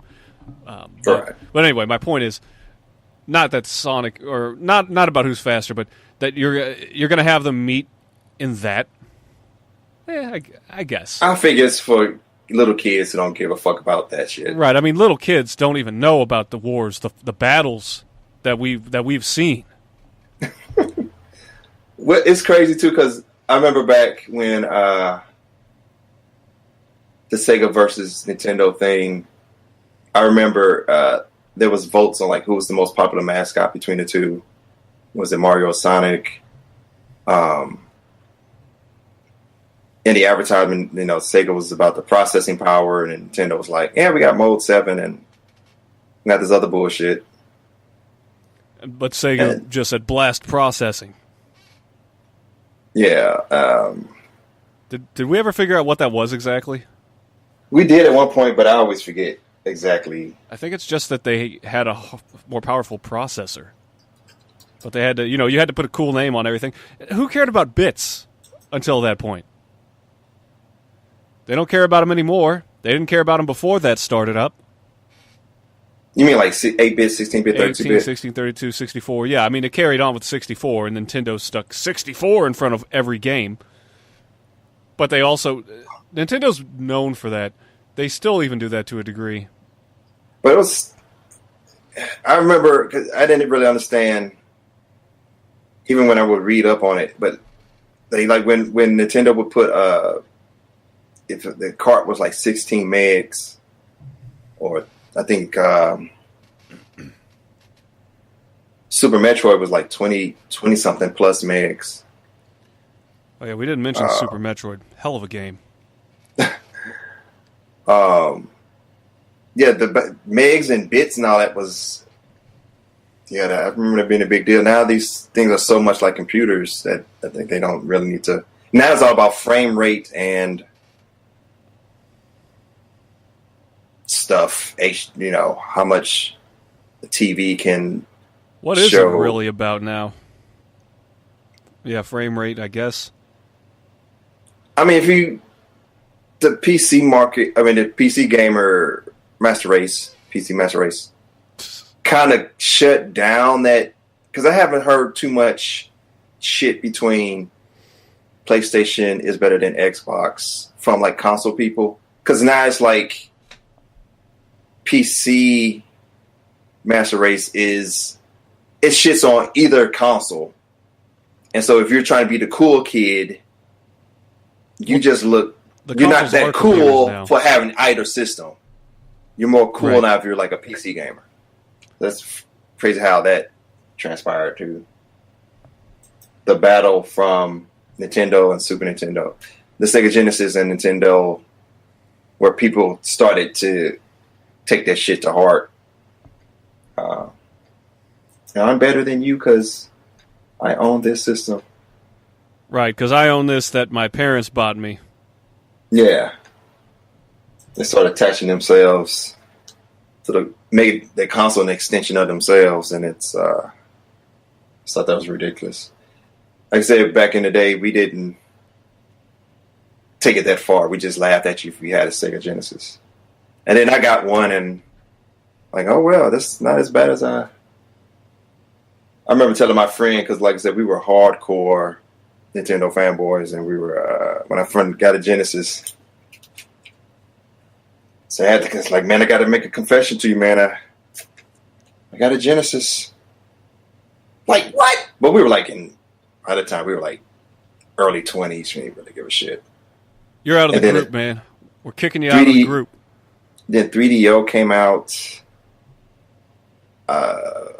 Who else had yeah, but I mean the Neo Geo, but that was actually in the early 90s.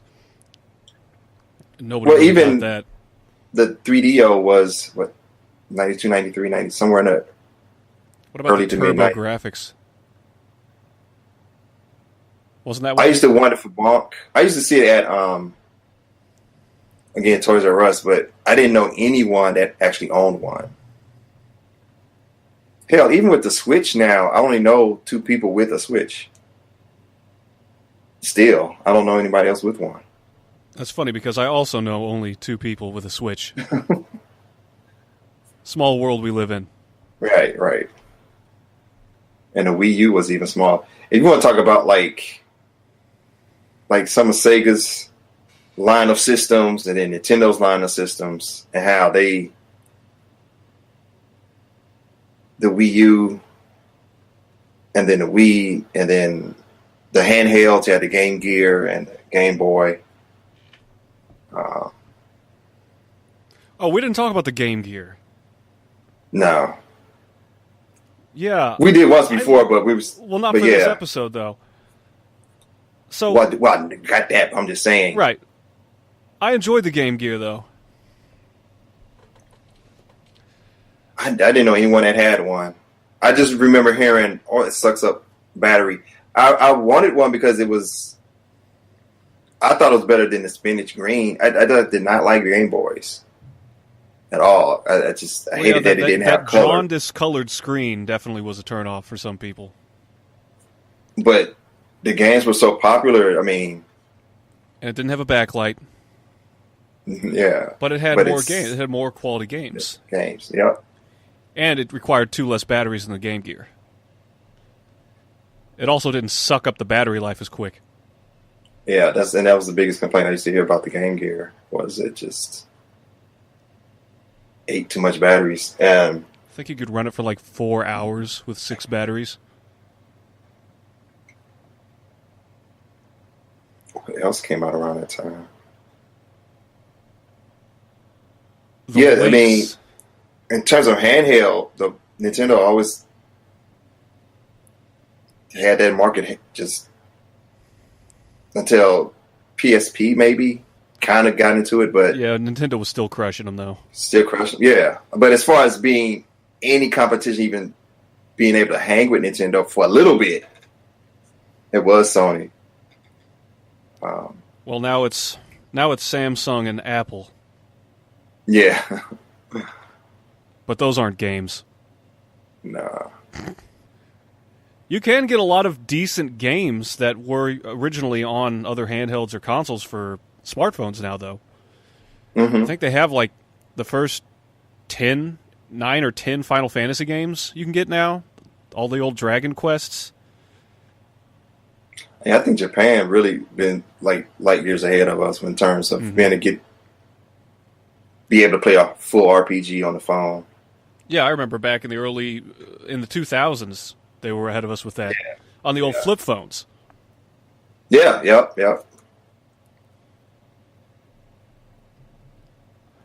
But yeah, Sega now, a shadow of their former selves. What are still actually coming out with? What was the last game they came out with? Pretty decent. They're actually coming out with a game called Justice. And the guy they're putting out games. The guy that stars in the game was just arrested. I don't know about that. Yeah, it was a news story. When we were talking about the news, it came up and like, oh yeah, I heard about this game because I ordered stuff from Play Asia, and they sell games, toys, manga, shit like that. And Project Just, no, that's not it. Are they still supposed to be doing that? Another Shenmue as well. I don't know. Shenmue 3 was crowdfunded, but I don't know how far in development they may be or not. But it was like so many E3s ago when they announced that. March 11th, 2019, Shenmue 3 trailer looks like a real game.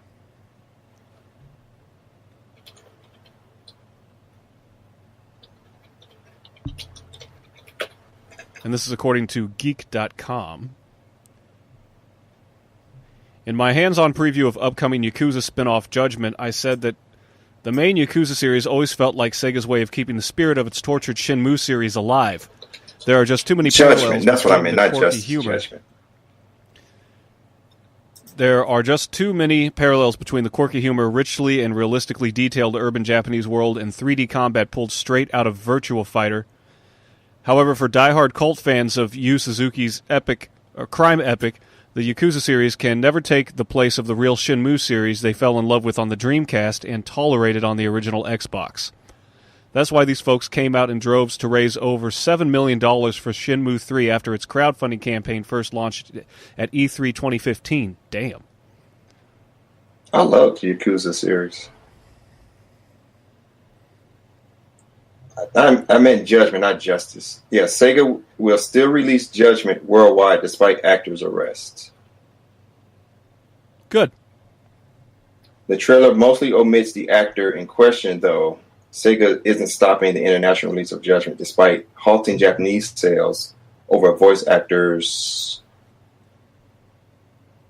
I gotta find out what he did. Sega isn't stopping the international release; it's halting Japanese sales of the voice actor's arrest for cocaine use.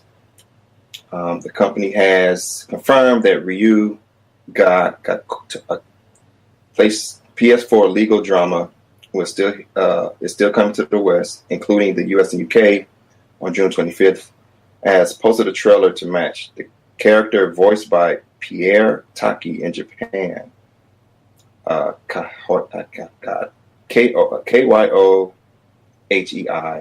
Homura, is still present in the new clip, but he isn't as prominent as he was in the first time around.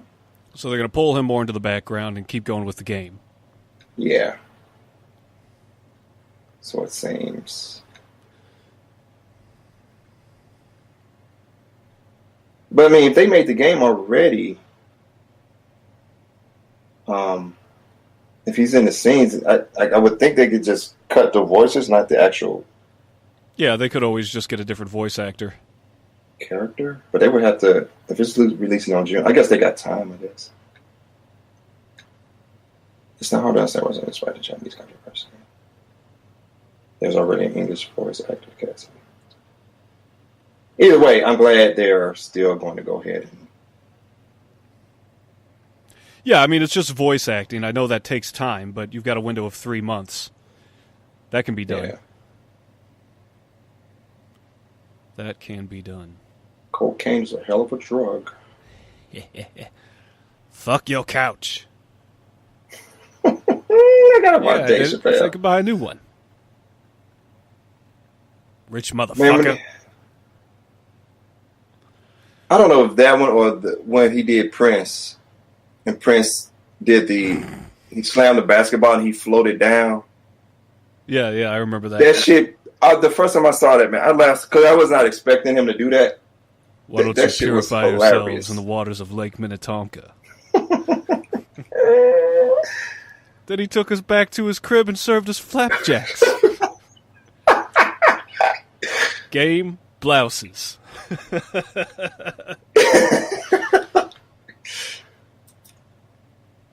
Yeah, the Charlie Murphy, the Rick James one's always the most famous, but yeah, Prince, definitely a good one. Well, there's a story that Prince's somebody that worked with him said, "Hey, Dave Chappelle just did a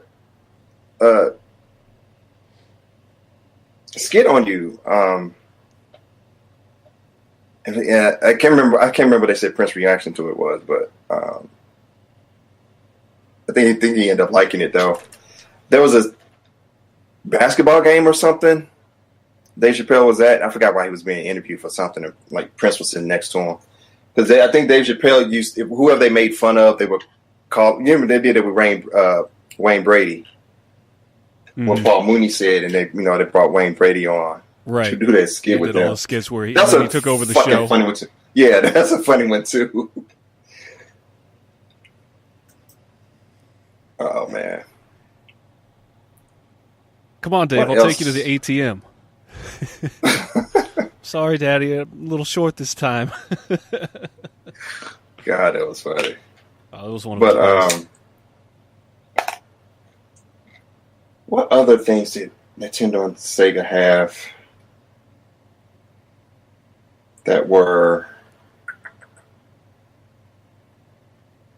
I mean, in the end, Nintendo is still creating consoles, and Sega's doing they're still making games or publishing or both. They're still publishing. They're still putting out games, but they didn't. So, it's not that Nintendo defeated them as much as they were defeated by Sony in the end. Yeah. And in a lot of ways, they also defeated themselves with bad business decisions. Definitely Nintendo, and that's the thing. Speaking of like you talk about the two companies in terms of decisions.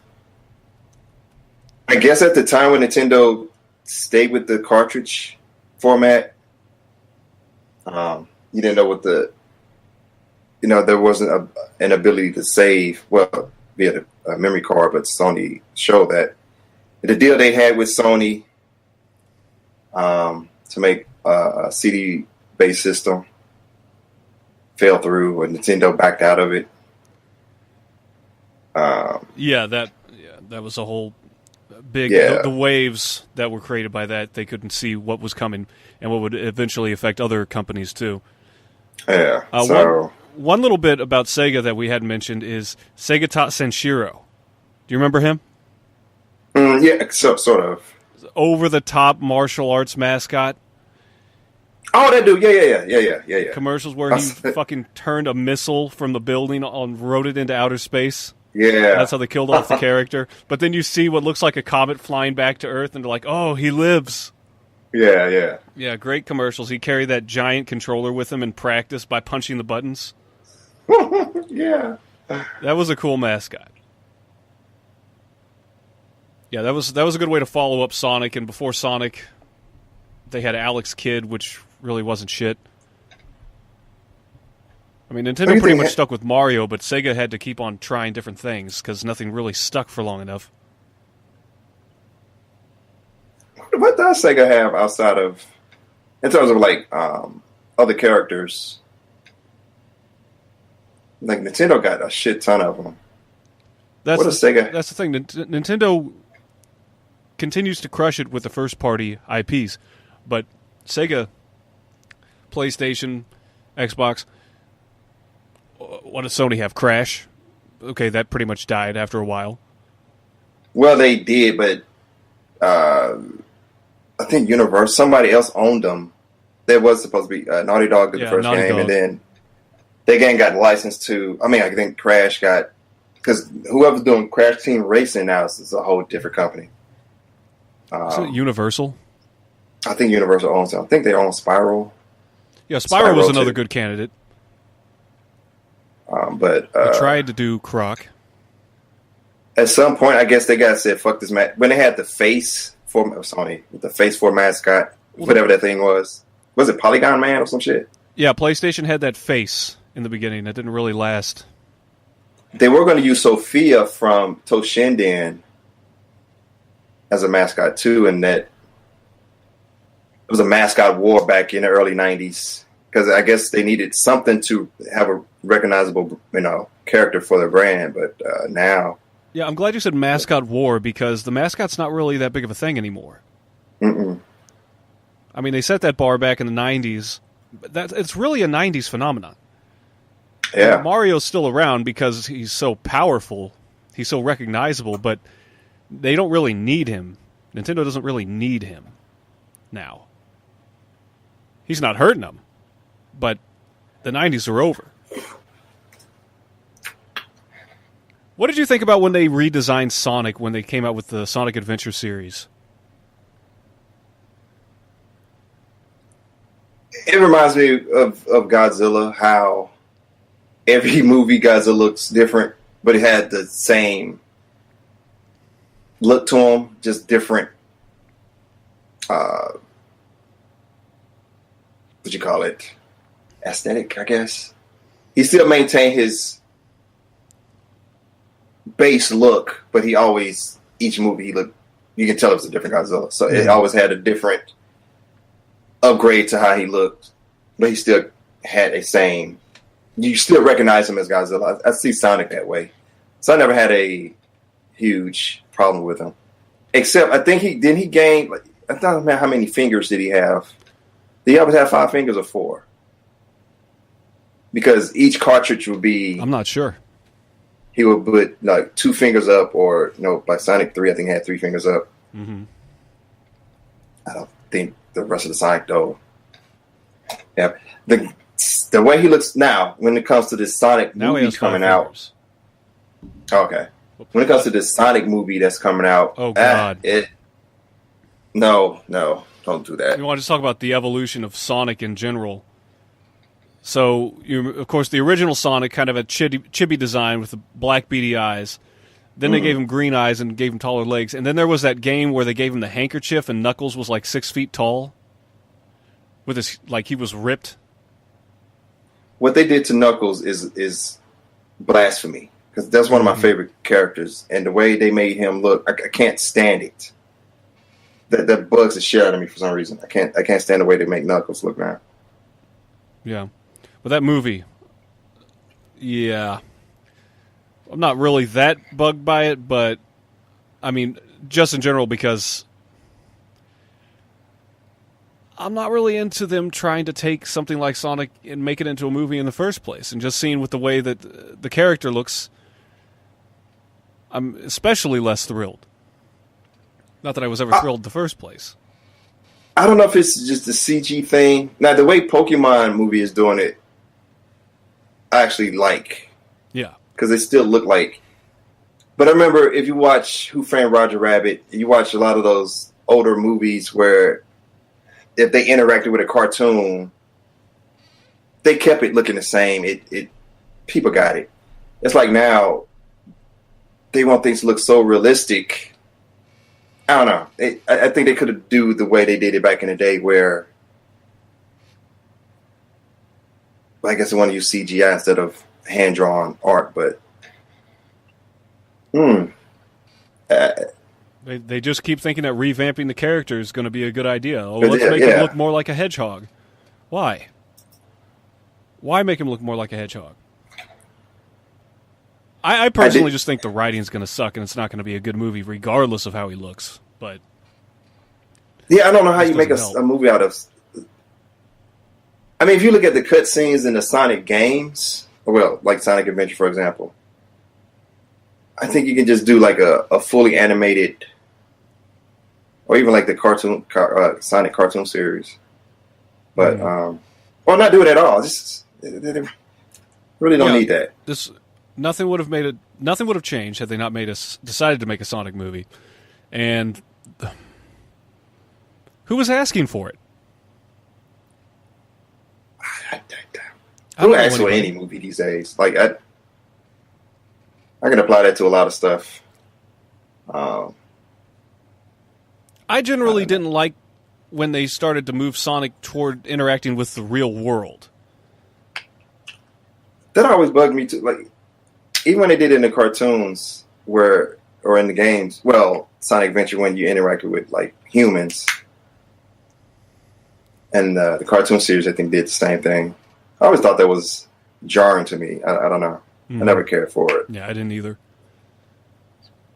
I like Sonic. I like Sonic and Mobius. I like Sonic with the cartoonish world that he lived in, fighting Dr. Robotnik, and he had other anthropomorphic characters. They lived in a secret village in the woods. But then all of a sudden he was going to actual human cities, and then before you know it, Sonic 06 came around. He was saving a real-life princess, and I don't even want to imagine what went on there behind the scenes. Bestiality. Leave that to yeah, that's what I'm saying. Leave that to the internet.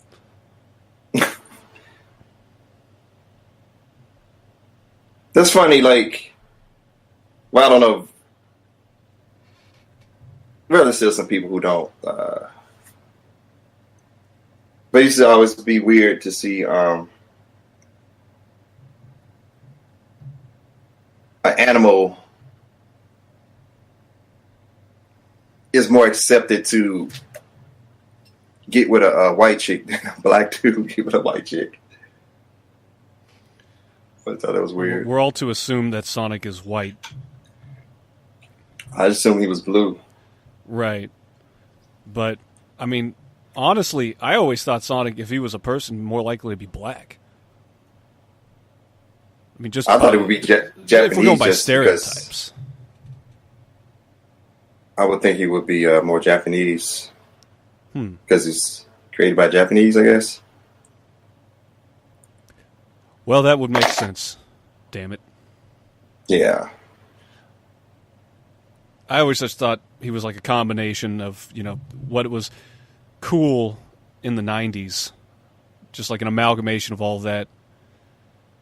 Somebody mentioned that's why Sonic isn't as effective, because he tried to adapt with the times, but the argument is that he should have just stayed like he was as a 90s hip culture kind of character, because that's what worked. I still think that it would work. And when you see that side of Sonic now, like in Sonic Mania, that's been more effective than most other Sonic games in recent years. Oh, hell yeah. Some series don't translate as well to 3D. And I think Sonic has had some good 3D games. I enjoyed Sonic Adventure 2, but for the most part, I think he's been better off on side-scrollers. I think it will always be better in side scrollers. Just used to kind of what's that, Sonic 2 that came out on PS3 and Xbox, where it looked more it had that pseudo 3D look to it. Sorry, which one was it? I want to say Sonic Sonic CD had some 3D styled graphics.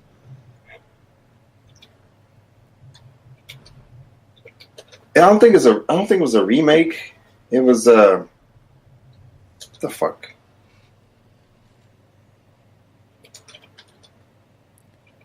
Yeah, there've been a collection of more recent Sonic games that tried to be more like the old-fashioned. You had one where you had like the new style Sonic and the old style Sonic. Is that the one you're talking about?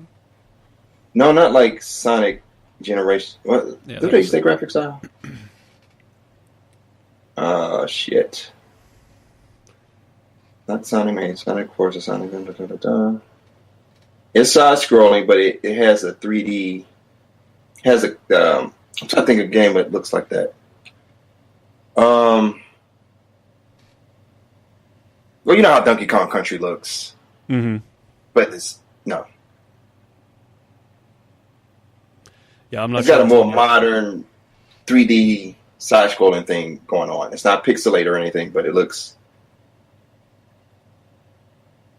And I'm trying to find the exact game because I have it, but I can't think of Sonic Unleashed. Jesus Christ, was it Sonic 6 or Unleashed that was like, or both? That's like straight ass. That was ass. Sonic 06 was ass. Sonic Unleashed was ass. That was the Wolverine, the werewolf one. There was one where he was like a knight. Oh yeah, I forgot about that one. Never heard you thinking about that. I remember there was a series of them that just came out around the same time, and I just looked at them and thought, nope, not touching that. Why do you have to keep putting Sonic through these different themes? It's like when you took Turtles 3, the Ninja Turtles third movie, and sent them back in time to feudal Japan. You didn't have to do that.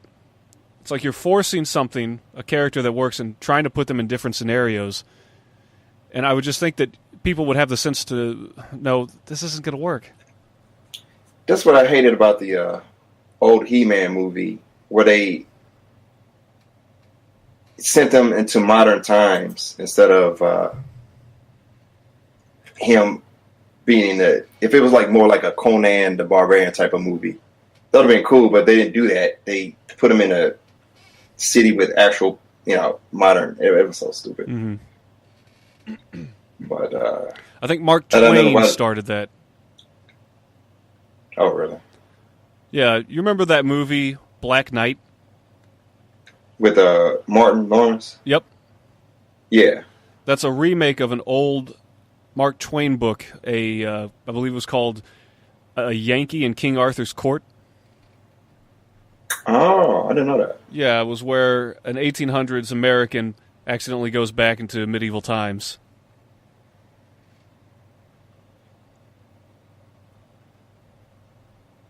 So yeah, fuck Mark Twain, for the record. He is responsible. He is directly responsible for Sonic Unleashed and He-Man traveling to the future. I'm convinced now. And I spit on his grave. Hey, you gotta do what you gotta do. The fuck was the game called? Oh, this is gonna bug the hell out of me. But anyway, there was I think they made two of them. Two Sonic games that were put on PS3 and Xbox 360. I don't think they were remakes of Sonic 1 and 2. I could be wrong. And I haven't finished those games, but I would know about that if they remade them. Yeah, they weren't. Goddamn, do I have to? I never played Sonic Generation, so I don't know. Was there a purpose? Was there a reason why there's the two Sonics? I'm not sure, man. I never played it either. It looked interesting, but I never got it. Okay, it's called Sonic the Hedgehog Episode 4. Oh, I did play And that 2. one. Yeah. Yeah, they have some more 3D looking effects, but it's pretty much 2D. Yeah, Sonic 4 Episode 2 and 3, I think. What did you think of that game? I enjoyed the shit out of it. I really like it. Couldn't get into it. I got stuck on one of the levels. Plus, they released it in parts. I still prefer. I mean, what they did with Sonic Mania, though, just kicks his ass, in my opinion. Oh yeah, Sonic Mania blows everything Sonic out of the last decade and a half. Hands down. I like the look of the like episode 2 and 3, the Sonic 4 thing, but when Sonic Mania came out, man, I was like, yeah. Isn't that the game the college students did like a? I want to say that was the one. Sega hired because they did a. Yeah, that was them. Okay. Yeah, they did like a hack of it, and Sega hired them because they did such a good job.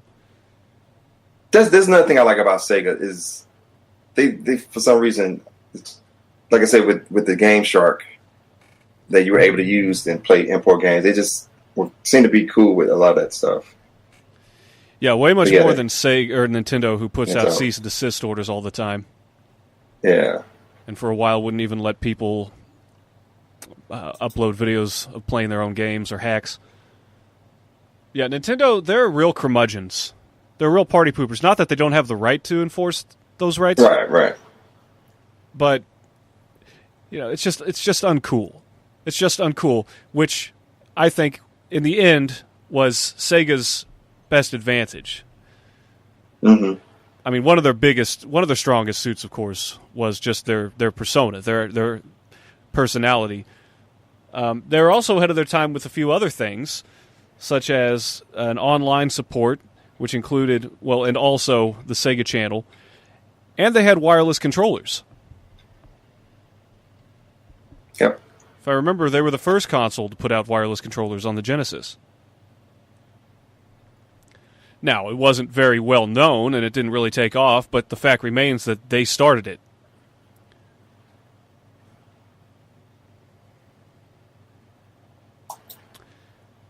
Anyway, I think I'm going to cut out, man. I got to still eat dinner. I haven't eaten shit myself. I think I had ordered my food like right before we started, and I had fallen asleep before I got on. And anyway, I need to eat. Before we go though, we didn't announce what games we've been playing. Oh, so yeah, what games have you been playing? I did skip over that. I haven't been playing much lately, man. Played a little Smash Brothers earlier today. A little bit more of Mario Odyssey. I do intend to beat it. Yeah, I got to get back on that too. And then Yoshi's Cardboard Adventure came out today. I can't remember the name. Yoshi, what the fuck is that game called? Something Yoshi's. What of the new game that came out today? The new Yoshi's Cardboard World. Well, that's what you called it in the text. Yeah, because I can never Crafted World. World. Yeah, because I can never. And if you never played Yoshi's Woolly World, some of the mechanics, because when I play, I'm like, man, this feels. Some of the mechanics of that game is in this Crafted World game. So I'm definitely going to get that next week. I want to play that so bad, but Bills. I had to play that first, but I've been playing the MK11, Mortal Kombat 11 beta.